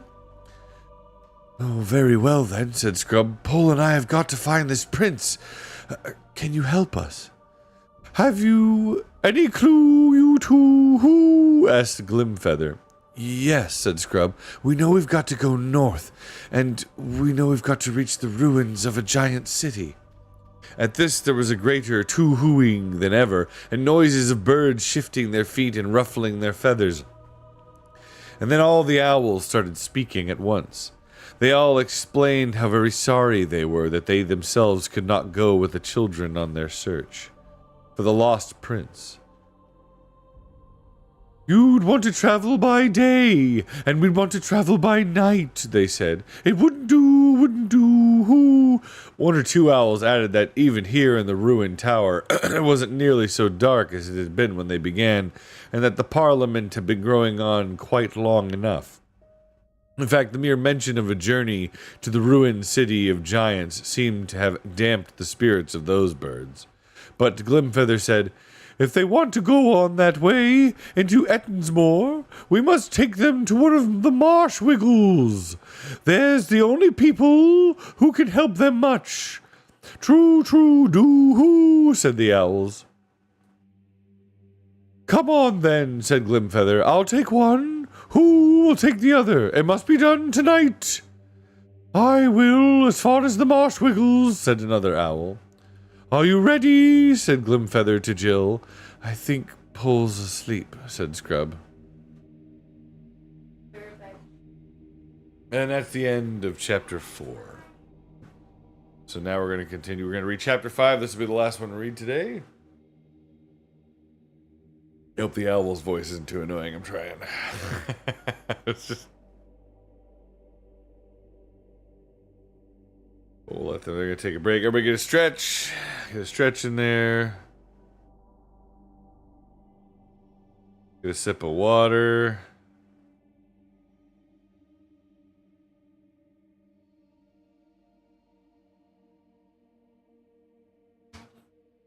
If you sit and be quiet. No more fussing and talking and pointing out and yelling, and you gotta stop. You get yourself in trouble. Oh, Holy Mystic, my lord, blessed morn to you as well. How you doing today? Good to see you. Alright, so we are going to read this last chapter. So this is chapter 5. So this is open that back up, please. So this last chapter, I'm going to leave the door open for airflow. For now. Right? Quiet. Alright, here we go. So chapter 5. Puddleglum. Jill was asleep, and ever since the Owls' Parliament began, she'd been yawning terribly, and now she had dropped off. She was not at all pleased at being waked again, and at finding herself lying on bare boards in a dusty belfry sort of place, completely dark and almost completely full of owls. She was even less pleased when she heard that they had to set off for somewhere else, and not apparently for bed on the owl's back. Oh, come on, Pole, buck up, said Scrub's voice. After all, it is an adventure. I'm sick of adventures, said Jill crossly. She did, however, consent to climb onto Glimfeather's back, and was thoroughly waked up, for a while, by the unexpected coldness of the air when he flew out with her onto the night. The moon had disappeared and there were no stars. Far behind her she could see a single lighted window well above the ground, doubtless in one of the towers of Cair Paravel. It made her long to be back in that delightful bedroom, snug in bed, watching the firelight on the walls. She put her hands under her cloak and wrapped it tightly round her. It was uncanny to hear two voices in the dark, our air a little distance away. Scrub and his owl were talking to one another. He doesn't sound tired, thought Jill. She did not realize that he had been on great adventures in that world before, and that the Narnian air was bringing back to him a strength he had won when he sailed the eastern seas with King Caspian. Jill had to pinch herself to keep awake, for she knew that if she dozed on Glimfeather's back, she would probably fall asleep.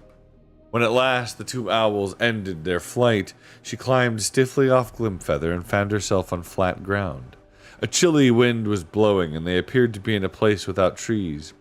"Too-hoo, too-hoo," Glimfeather was calling. "Wake up, Puddleglum, wake up! It is on the lion's business!" With a long time there was no reply, and then a long way off, a dim light appeared and began to come nearer. With it came a voice. "Owls ahoy!" it said. What is it? Is the king dead? Has an enemy landed in Narnia? Is it a flood or dragons? When the light reached them, it turned out to be that of a large lantern. She could see very little of the person who held it. He seemed to be all legs and arms. The owls were talking to him, explaining everything, but she was too tired to listen. She tried to wake herself up a bit when she realized that they were saying goodbye to her.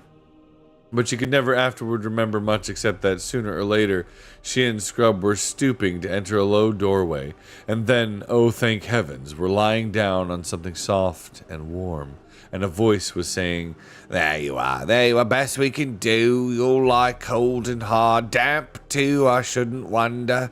Won't sleep a wink, most likely, but even if there isn't a thunderstorm or a flood or a wigwam, doesn't fall down on top of us all, I've known them to do, must make the best of it, indeed. But she was fast asleep before the voice had ended. When the children woke late next morning, they found that they were lying very dry and warm on beds of straw in a dark place. A triangular opening let in the daylight. "Where on earth are we?" asked Jill. "In the wigwam of a marshwiggle," said Eustace. "A what?" "A marshwiggle. Don't ask me what it is. I couldn't see it last night. I'm getting up. Let's go out and look for it." "How beastly one feels after sleeping in one's clothes," said Jill, sitting up. "I was just thinking how nice it was not to have to dress," said Eustace. "Or wash either, I suppose," said Jill scornfully, but Scrub had already got up, yawned, shaken himself, and crawled out of the wigwam, and Jill did the same. What they found outside was quite unlike the bit of Narnia they had seen on the day before. They were on a great flat plain which was cut into countless little islands by countless channels of water. The islands were covered in coarse grass and bordered with reeds and rushes. Sometimes there were beds of rushes about an acre in extent. Clouds of birds were constantly alighting in them and rising from them again. Duck, snipe, bitterns, herons. Many wigwams like that in which they had passed the night could be seen dotted about, but all at a good distance from one another, for marshwiggles are people who like privacy. Except for the fringe of the forest several miles to the south and west of them, there was not a tree in sight. Eastward, the flat marsh stretched to low sand hills on the horizon, and you could tell by the salt tang in the wind which blew from that direction that the sea lay over there. To the north there were low, pale-colored hills and places bestioned with rock. The rest was all flat marsh. It would have been a depressing place on a wet evening. Seen under a morning sun with a fresh wind blowing and the air filled with the crying of birds, there was something fine and fresh and clean about its loneliness. The children felt their spirits rise. "Where has the thingamy got to, I wonder," said Jill. "The marshwiggle," said Scrub, as if he were rather proud of knowing the word. "I expect... Oh, hello, that must be him." And then they both saw him, sitting with his back to them, fishing about 50 yards away. He had been hard to see at first because he was nearly the same color as the marsh and because he sat so still. "I suppose we better go and speak to him," said Jill, and Scrub nodded. They both felt a little nervous.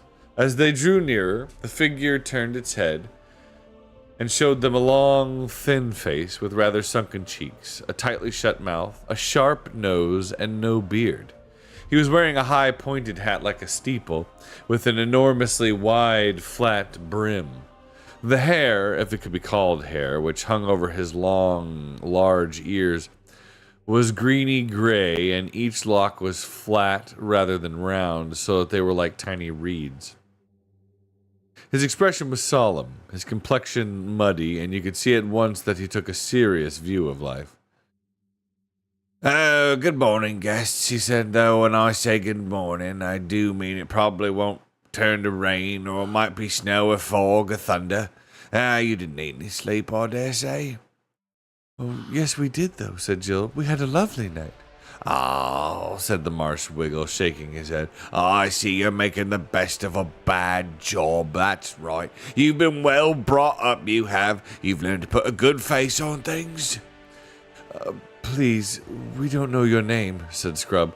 "Puddleglum's my name, but it doesn't matter if you forget it. I can always tell you again." The children sat down on each side of him, and they now saw that he had a very long leg and arms, and so that although his body was not much bigger than a dwarf's, he would be taller than most men when he stood up. The fingers of his hands were webbed like a frog's, and so were his bare feet, which dangled in the muddy water. He was dressed in earth-colored clothes that hung loose about him. "I'm trying to catch a few eels to make an eel stew for our dinner," said Puddleglum, "though I shouldn't wonder if I didn't get any. You won't like them much if I do." "Oh, why not?" asked Scrub. "Why, it's not in reason that you should like our sort of victuals, though I've no doubt you'll put a bold face on it all the same, while I am a-catching them. If you two could try to light the fire, no harm trying. The wood's behind the wigwam. It may be wet. You could light it inside the wigwam and then you'd get all the smoke in our eyes, or you could light it outside and then the rain would come and put it out. Oh, here's my tinderbox. You wouldn't know how to use it, I expect." But Scrub had learned that sort of thing on his last adventure. The children ran back together to the wigwam, found the wood, which was perfectly dry, and succeeded in lighting a fire with rather less than the usual difficulty. Then Scrub sat and took care of it, while Jill went and had some sort of wash, not a very nice one, in the nearest channel, and after that she saw to the fire and he had a wash. Both felt a good deal fresher, but very hungry. Presently the Marsh Wiggle joined them. In spite of his expectation of catching no eels, he had a dozen or so which had already skinned and cleaned. He put a big pot on, mended the fire, and lit his pipe. Marsh Wiggles smoke a very strange, heavy sort of tobacco. Some people say they mix it with mud, and the children noticed the smoke from Puddleglum's pipe hardly rose in the air at all. It trickled out of the bowl and downward and drifted along the ground like a mist. It was very black and set Scrub coughing. "Now," said Puddleglum, "those eels will take a mortal long time to cook, and either of you might faint with hunger before they're done. I knew a little girl, but I better not tell you that story. It might lower your spirits, and that's the thing I never do. So as to keep your minds off your hunger, we may as well talk about our plans." "Oh, yes, do let's," said Jill. "Can you help us find Prince Rillian?" The Marsh Wiggle sucked in his cheeks till they were hollower than you would have thought possible. "Well, I don't know what you'd call it help," he said. "I don't know that anyone can exactly help. It stands to reason we're not likely to get very far on a journey to the north. Not at this time of year, with the winter coming on soon and all, and an early winter too by the look of things. Oh, but you mustn't let that make you downhearted. Very likely, what with enemies and mountains and rivers to cross and losing our way and next to nothing to eat and sore feet, we'll hardly notice the weather. Oh, and if we don't get far enough to do any good, we may get far enough not to get back in a hurry." Both children noticed that he said we, not you, and both exclaimed at the same moment, "Are you coming with us?" Oh, yes, I'm coming, of course. Might as well, you see. I don't suppose we shall ever see the king back in Narnia, now that he's once set off for foreign parts, and he had a nasty cough when he left. Then there's Trumpkin. Oh, he's failing fast, and you'll find there have been a bad harvest after this terrible dry summer, and I shouldn't wonder if some enemy attacked us. Oh, mark my words. And how shall we start? Said Scrub. Well, said the Marshwiggle very slowly. I'm sorry. Well, said the Marshwiggle very slowly. All the others who ever went looking for Prince Brilliant started from the same fountain where Lord Drinian saw the lady. They went north mostly, and as none of them ever came back, we can't exactly say how they got on. We've got to start by finding a ruined city of giants, said Jill. Aslan said so. Got to start by finding it, have we? Answered Puddleglum. Not allowed to start by looking for it, I suppose. Well, that's what I meant, of course, said Jill. And then when we found it... Ah, yes, when, said Puddleglum very dryly. Doesn't anyone know where it is? Asked Scrub. I don't know about anyone, said Puddleglum, and I won't say I haven't heard of that ruined city. You wouldn't start from the fountain, though. You'd have to go across Ettonsmoor. That's where the ruined city is, if it's anywhere. But I've been as far in that direction as most people, and I've never got to any ruins, so I won't deceive you. Where's Ettonsmoor? Said Scrub. Look over there northward, said Puddleglum, pointing with his pipe. You see those hills and bits of cliff? That's the beginnings of Ettonsmoot. You see, Ettonsmoor, sorry. But there's a river between it and us, and the river's Shribble. No badges, of course. Or bridges. What did I say? No bridges. I suppose we can ford it, though, said Scrub. Well, it has been forded, admitted the Marshwiggle. Well, perhaps we shall meet people in Ettonsmoor who can tell us the way, said Jill. Oh, you're right about meeting people, said Puddleglum. What sort of people live there? She asked. Oh, it's not for me to say. They aren't all right in their own way, answered Puddleglum, if you like their way. Yes, but what are they? Pressed Jill. There are so many queer creatures in this country. I mean, are they animals or birds or dwarfs or what? The Marshwiggle gave a long whistle. Too, he said. Don't you know? Oh, I thought the owls had told you. They're giants. Jill winced. She had never liked giants, even in books, and she had once met one in a nightmare. Then she saw Scrub's face, which had turned rather green, and thought to herself, I bet he's in worse funk than I am. That made her feel braver. The king told me long ago, said Scrub, that time when I was with him at sea, that he'd jolly well beaten those giants in war and made them pay him tribute. Well, that's true enough, said Puddleglum. They're at peace with us, all right, as long as we stay on our side of the Shribble. They won't do us any harm. And over on their side on the moor, oh, there's still always a chance. If we don't get any nearer them, and if none of them forget themselves, and if we're not seen, it's just possible we might get a long way. Well, look here, said Scrub, suddenly losing his temper, as people so easily do when they've been frightened.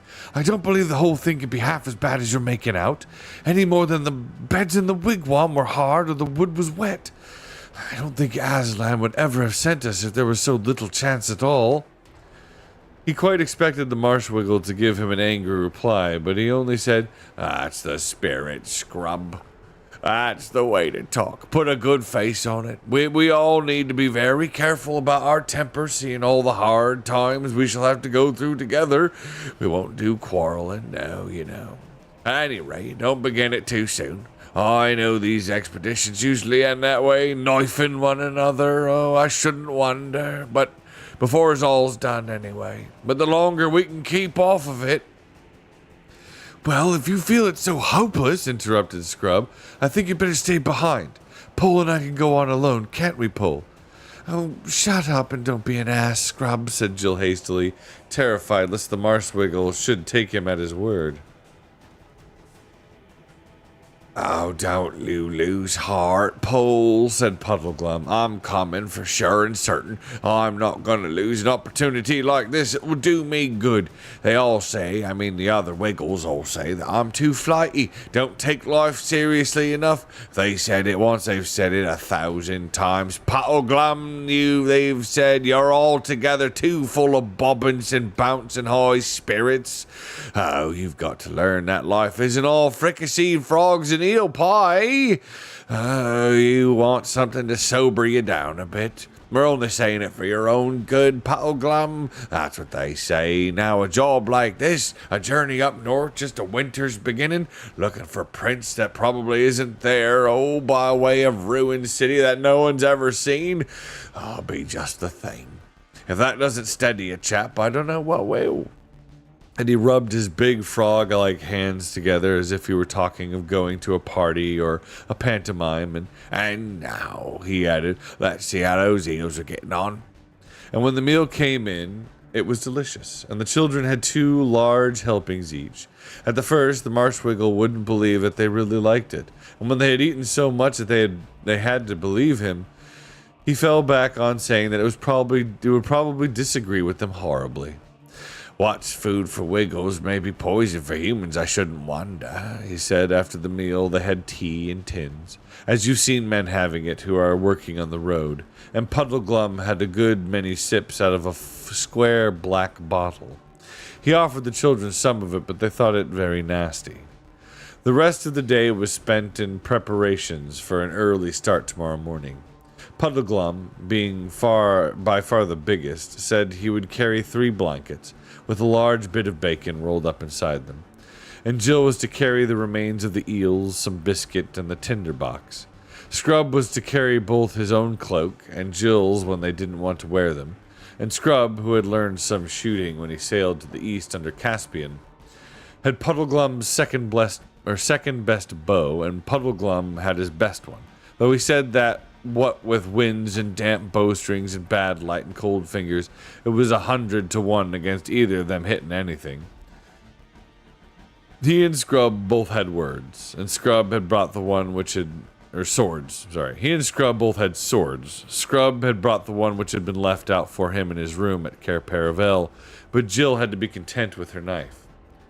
There would have been a quarrel about this, but as soon as they started sparring, the Wiggle rubbed his hands and said, "Oh, there you are. I thought as much. That's what usually happens on adventures." This made them both shut up. All 3 went to bed early in the wigwam. This time the children really had a rather bad night, and that was because Puddleglum, after saying you better try for some sleep, you two, not that I suppose any of us will close an eye tonight, instantly went off into such a loud, continuous snore that when Jill at last got to sleep, she dreamed all night about road drills and waterfalls and being in express trains and tunnels. And that is the end of Chapter 5. I hope you guys enjoyed. Thank you very much for tuning in. I hope you had a wonderful time listening. I hope it did justice. Yes, my son. Ooh. Big yawn there. Alright, I need to get some coffee. Yes. Yes. Oh. So that was Chapter 5. I hope you guys liked that. Jens! Wait, you can read? Who knew, Otto? Who knew? I never did fit in with the rest of the Marines. How are you doing? Welcome in, everybody. Jens, how was the rest of your stream? I hope it was marvelous. I was lurking. You're a wonderfully talented person, guys. Make sure you follow Ian Zaya. She's an absolutely marvelous person. She's a person, and that's the truth. She's actually going to be joining us tonight, I believe. Tonight, right? We're playing Valheim. Tonight with the gang, and Yenza's she's gonna bring her best iron gear, and it's gonna be amazing. Peter says, suppeth. Well, suppeth to him as well. You might need some gills at this rate. More water. Okay, let me just catch a little drink here. Thank you. Surely another glorious read, my lord. Thank you, Sammy. I appreciate that. Yes, I'm so excited. Me too. It's going to be good to get back in there, and we're going to beat the game. So the plan is we are going to play through as often as we can each week and beat the game with Yenza joining the battle, and it will be glorious. Yes. But what were you doing on your stream today? I think you were playing that one game, right? You weren't doing artwork, which Yenza tends to do. She tends to do some art, and she's pretty good at it. You guys should check it out. It's amazing. I missed the whole thing. You did, Father Meme. I'm sorry. But don't worry. If you guys missed the readings, I'm going to upload them to YouTube as quickly as I can. I'm still working on the Lord of the Hobbit, but I got to get that uploaded for you guys too. But understand that we're going to get that all set and everything. So if you missed it and you want to listen to my silly voices and me reading through and my children bickering in the background while we read the books, you're welcome to do so at your own pace, and it'll probably work out better for some of you because I know everybody's got crazy schedules. All right, you two, be gone. I never knew you. Out. Go find lunch. I spoke human words. I cast you out. Take this chair with you. Take this chair with you. But Cozy Grove. Oh, Cozy Grove. That's right. It's a good time. Golf Ghoulie, same, but it's because my headphones are dead. It's okay. I understand. I'm just glad you guys are enjoying it enough to where you feel like you missed something. That's very kind of you. Thank you. I appreciate you listening. Clean up there. I love you guys. Okay, bye. They listened so well. Thank you for reading Battle Brother. It was wonderful. You're welcome, Crafty Kitty. Hope you guys enjoyed on YouTube. So we're going to say goodbye to YouTube. Thank you guys for hanging out with us over there. I appreciate y'all. God bless you, and we'll talk to you all soon.